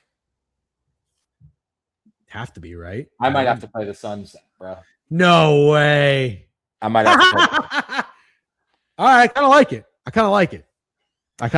This I didn't would kind of like be- the way you just laughed at it, but I think the Suns have to be played. Dude, if the Lakers lose this game, can they? Is the trade deadline gone? Can you trade LeBron James? The trade deadline's gone. It's too bad. I would trade LeBron James. I would trade him in a millisecond. I would trade him for like a really good stapler, like a hole puncher. That's fair. All right, I'm with you. 2 more games. Jazz at home, 5-point dogs against New Orleans Pelicans. Pelicans 6-21 on the road, laying 5. Incredible games. The NBA is so bad that the Pelicans keep finding themselves as favorites, which is hilarious. Did I laugh weird? Yeah, you did. Oh, the Pelicans are 6-21 on the road this year, and somehow they're 5-point favorites. I think the Jazz just announced they were shutting down Lauri Markkanen for the year. Yeah, they're so obviously tanking. It's absolutely they're shutting down everybody. Nurkic is having nose procedure. They're like openly tanking, like 100%. This game, Rav, as in the Jazz game or the Suns game? No, he's talking about the Jazz. Oh, no, Markkanen says he's questionable. So you got probably Markkanen's not playing. There's no way. You got George, Cody Williams, Ace Bailey, and Filipowski. For the Pelicans, the only people out are the people who've been out, Trey Murphy and Missy. Not the worst looking starting lineup. I will say this for the Pelicans. DeAndre Jordan, Zion Williamson, Sadiq Bey, Herb Jones, and fucking DeJounte Murray. What do you want me to say? Nothing. Jazz just signed Mo Bamba. That's hilarious. All right. I like betting the Pelicans as favorites. I do like doing that. Okay. All right. Fine. Minnesota 6-point favorites on the road against the Clippers. Pretty good game, right? Sure. Kawhi Leonard's questionable, unfortunately. You hate the Wolves. You hated the Wolves. I hate them. Man, they are healthy. They don't have a single soul on the injury report. Not one. You want the Clippers. I want to wait for the Kawhi Leonard news. Do I kind of want the Clippers? Potentially, sure. Okay. All right, guys. Got to get going. It's noon. Steak, great job. Great show. Good luck tonight. We'll have our fake sharp sheet tweeted out a little bit later. Stick around for BTL at 12:30. Yap at 2:00. We'll see if Biev is still around. Hope so. RIP. Great show today. Steak, enjoy your day, everybody. Good luck on your wagers. We will catch you tomorrow. And if anybody asks, don't forget to let them know Jeff Sunday went 8-2. Peace.